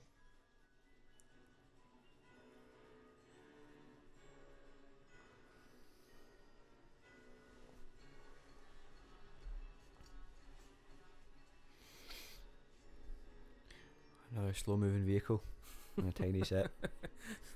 Right, here's the thing, right?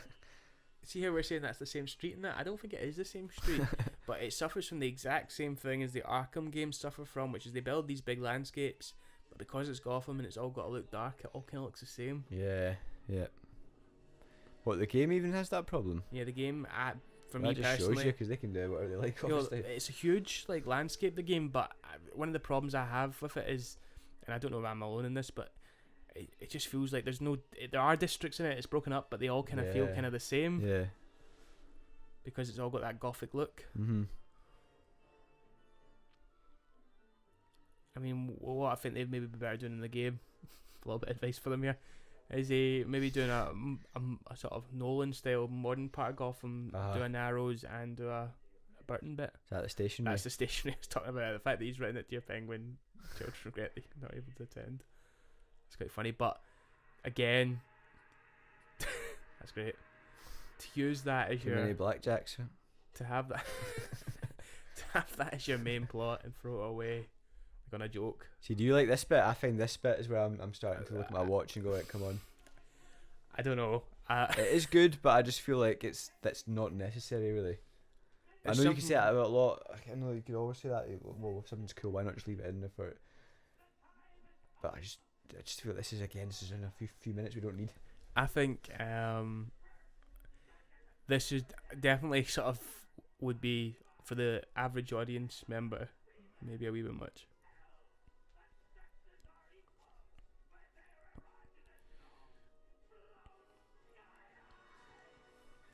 Kind of more sexual stuff. Yeah.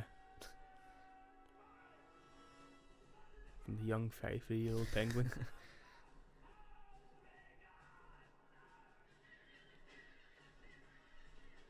So the Penguin's meant to be younger than Batman. Yep. Interesting. Very interesting. Young Jimmy Dean going knuckle to knuckle with anyone in authority. So what's his plan now? These penguins just blow up Gotham, basically. He wants them to all go to the town square. Right. I mean, city square, Gotham Plaza, and blow it up. Yeah, and this is what I mean. It's kind of lost the plot now. We're starting to mimic basically 1989 here. Even Max Shrek being stuck in that thing is a bit of a distraction. Yeah. I think this is interesting because a lot of people hate this. I really love this device because everyone says, where did they get it? And yeah, where did they get it? Why does it seem specifically designed for going through this tunnel? Yeah. But it's called the bat ski or something like that. This thing's called. I don't know, actually, this is another thing. Like, I always forget the bat wings in the first one, and I forget about this as well. I really like how it's sort of like it's perfectly fit for the tunnel. It reminds me of the comic books, if anyone reads them, of the trains he has in Nightfall. Yeah. John Paul Valley. God, all those trains.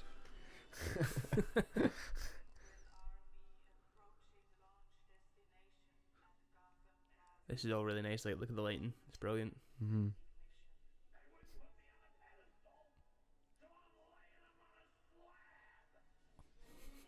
Not sure I like that line either. It just all looks really horrible. Actually, being Max Shrek stuck in that thing. But that's cool. What is Alfred doing right now? Is he talking to him there? Alfred's navigating. Right, no. Alfred's gonna jam the signal again, which is another criticism you often hear of this film. That it's the same. It's the same. He uses the same technique he used in the middle of the film again at the end.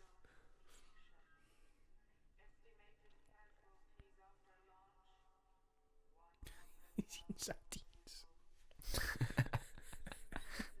Just watching them. Those statues do look great. If you think about that sort of claustrophobic closet bedroom that Nicholson's in for like what 40% of 1989 compared to like the massive landscape that Penguin occupies and stuff. Are those like? I wonder if the Oscar is based on any fascist kind of architecture in some way or something. When you talk about that you want the costumes look like an Oscar, they don't look a million miles away from those statues and stuff. Yeah, no, I guess that's something maybe worth looking into. Yeah. Well, if you're thinking about best actor, that to a degree is physical. So maybe they're saying like, physical representation. So here we are, the signal blocking. I really love these little penguins though, and their outfits and stuff like that.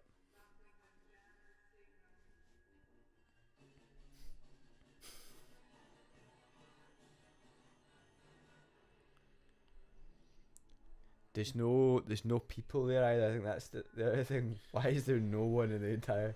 Is it because it's night? I think it's night. Or is it because they're all meant to be that pie? I think it's because it's night and because they're probably staying off the streets because they know something bad's going on. Just gotta throw that out there.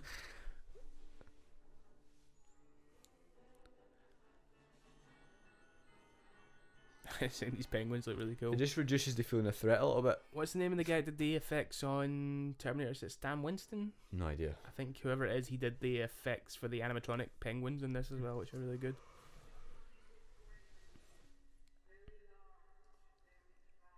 This is good. That's one of his voices. And he is just seething as usual.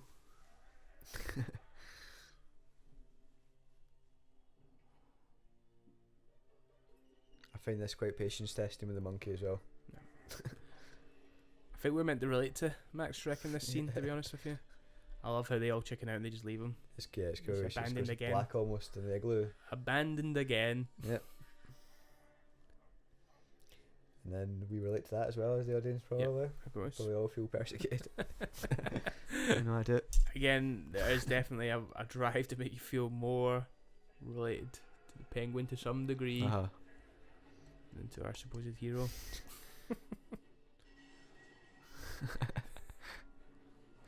This is when I realise there's a night out going on that I've not been invited to.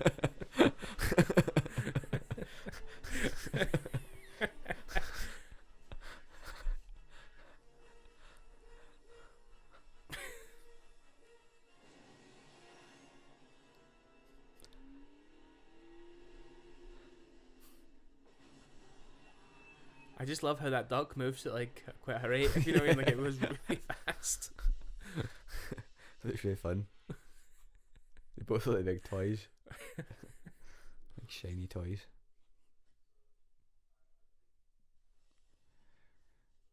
This is brilliant as well because it's a fight between two old guys having quite a bitter conversation. Some good cutting comments. Hardly any fight moves. It's realistic.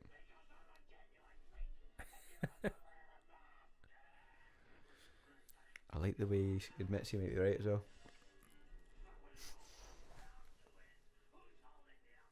I think that this is cool, but there's something missing from this film at the end. But I start to realise that here is that the characterization of the penguin through what he says and what he argues and that is obviously meant to be, and it goes without saying probably to an extent, a deeply hurt individual. Yeah.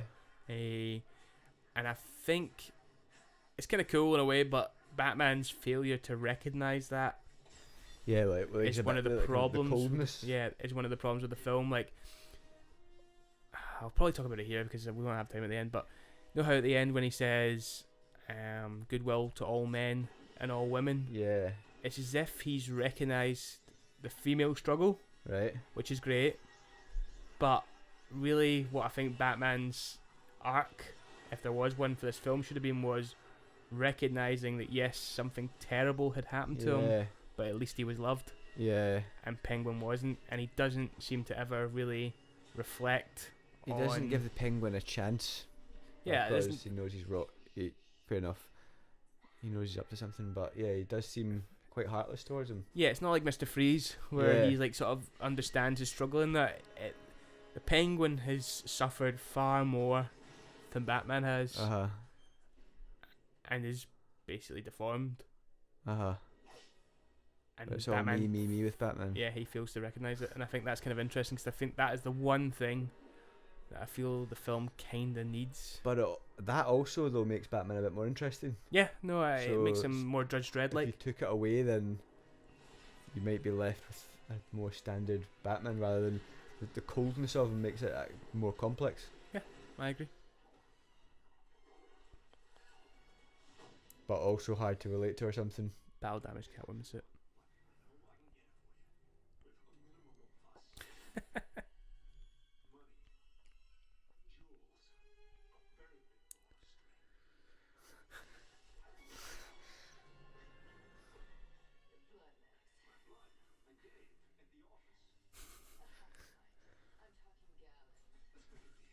Another great visual coming up. Yep.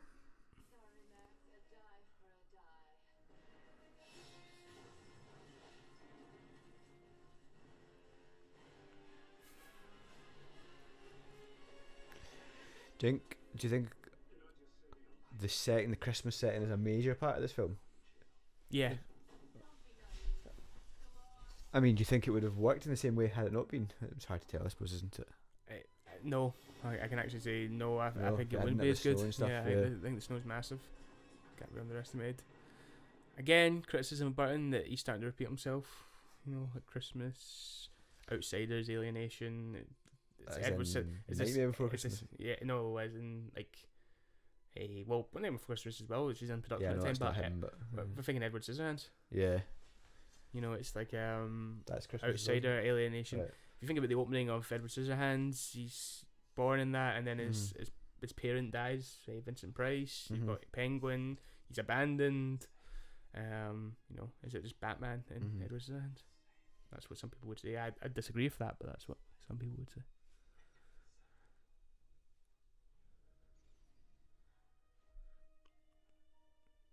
Again, I think this film has almost quite good genuine emotion. That's I was great. going to say that there. I don't think there is a bit like that really in anything else. I don't know how much Really the heavy emotional lifting bit. the score is doing, but yeah, I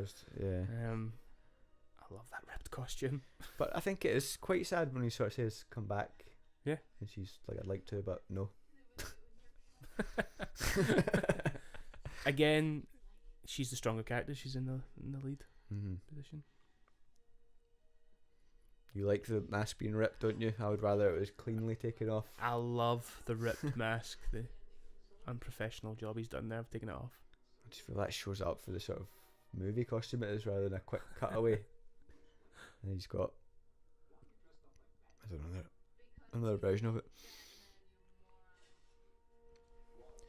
Is he genuinely not known there, or is that a joke of some kind? No, I think he genuinely doesn't know. He's not put it together. He just can't believe it. It's also a good like no shock, like no care moment from Shrek when even if he thinks he's not anymore, just him. So what do you think's happening here? You don't know. What at the end? Is he shooting her there and she's living, just stepping up with a gun? I think you have to sort of accept supernatural to some degree now. Right. She's getting shot definitely, but Right. she is about round at the end of the film, as we know. I suppose she is limping and stuff, and then it's clear there that if maybe she got shot again, she maybe would die. This is great. See, I think this line's held against the film as well, but I love this line. Anti-clause. Yeah, I think this is brilliant. I bet it's anti-clause. Why does it get slagged? Just because it's maybe a bit on the nose and Right. again a bit of a groaner, some people would say, but I think it's brilliant.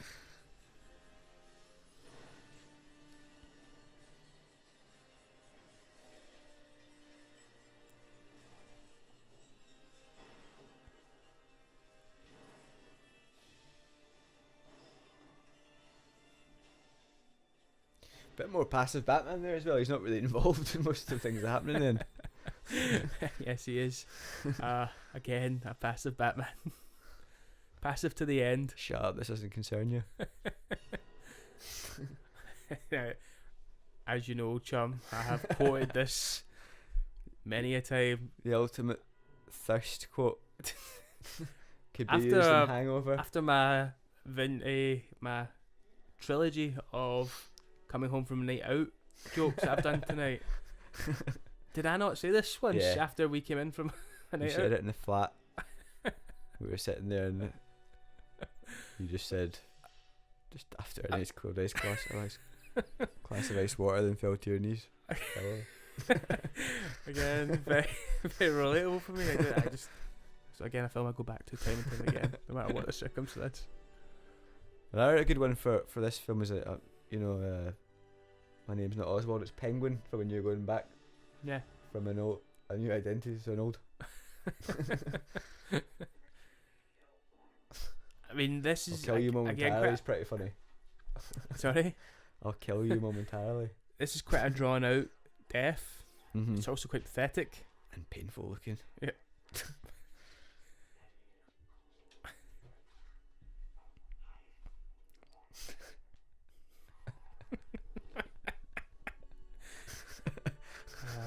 Here come the little people in this costumes. Is sad. Yeah, I think, and again, this is what... Again, you've got to assume that execs were going nuts at this, but this is what Burton cares about, and I think that's, fair play to him. Love to see like QT or someone in this film. What, actually in it? Or no, not in it. Unless it's just a penguin or something. But Keaton would look surprised there if QT was to come around from behind that ice pack as well. Dancing. So these are little folks. Yeah. I mean, look at the way I'm they're surprised walking, that never that'll occurred to me. Don't know what I thought. Maybe just thought they were penguins. How would they get penguins to do that?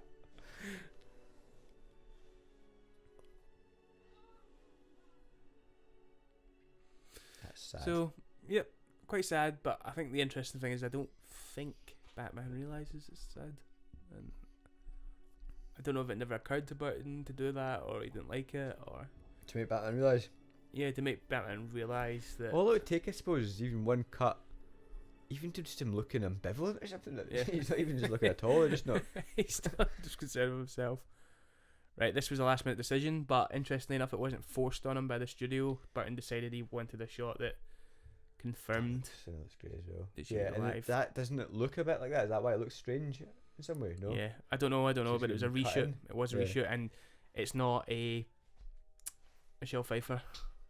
Do you know that bit in the Purple Rain video where the guy's nodding his head, looking at Prince, singing? Yeah.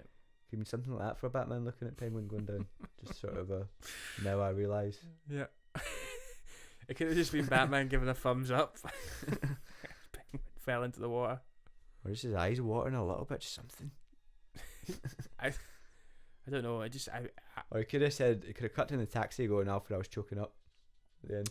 I suppose the truth is that maybe to an extent, because of the way Keaton plays it and the fact that he isn't the Uberman underneath the costume, maybe it doesn't need that. But yeah, I definitely think well. I definitely think there's something here that Batman as a character takes his That's a great Keaton outfit though, isn't it? yeah yeah, I know what you mean. takes his anger out on other people, and maybe this character shows him that way. that there's say maybe worse things. So I think again one of the criticisms that would be labelled at this film is that it's a bit muddled. Yeah. Because of that, different different sort of themes running through it, whether it's feminism or anti-capitalism or...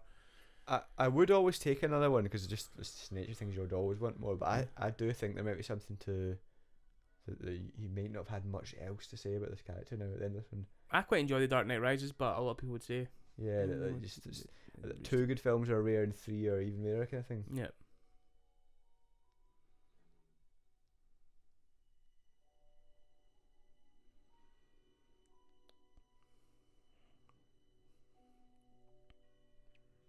Again, really Fantastic.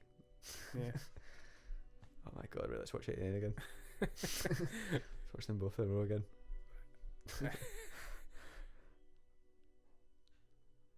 So no triumphant speech at the end of that, a much more personal ending. Okay, so I enjoyed that. I hope it wasn't too low energy, but it's a film that makes you contemplate, makes you think.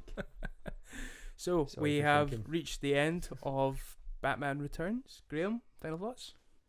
I still like 89 better, but this is a worthy sequel. Different. I've said it before and I'll say it again. I would have liked to have seen a more direct sequel to 89 just out of interest, what that would have been like. But this will do for me as a kind of quite odd, unique interpretation of Batman, which is completely Burton's own. Okay. And I enjoyed it. What is it about? What do you think 1989 has on this film? I think it's bigger or something.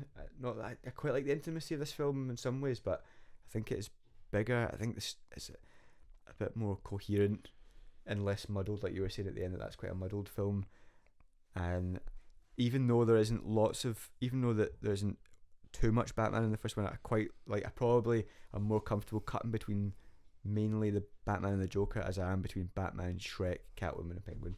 Okay, that's interesting. Yourself? Okay. Thank you for your opinions. Just the complete opposite. You're totally wrong. Unbelievable. Everything you've just said is wrong. No, I do enjoy 1989, as you know, and it has some really striking visuals. But for me, and again, quite a big Tim Burton fan when I was younger, I like this one because I think it's a more actualization of Burton's aesthetic, Burton's thematics, and I'll love it because it's probably, you know, a more interesting take on the character for me. Like I don't want to get into politics essentially, but Batman tends to be a right-leaning character, and it's quite interesting to see his world being used in this way to explore, be something a bit more satirical, look at that type of attitude and that type of policy. Mm-hmm. Beyond that, I think the snow adds a huge realm to it. It's such a simple thing, but I think it adds to it. I prefer the design of Gotham to 1989. I think it is more interesting, and despite what I originally thought, like until very recently, I think it's bigger. I actually do think it's, you know, once they said that, I was like, that's crazy that they think this is bigger. But then when I actually started looking at it, I thought, it actually is. What are its flaws? Muddled ending. Max Shrek probably in a wee bit too much.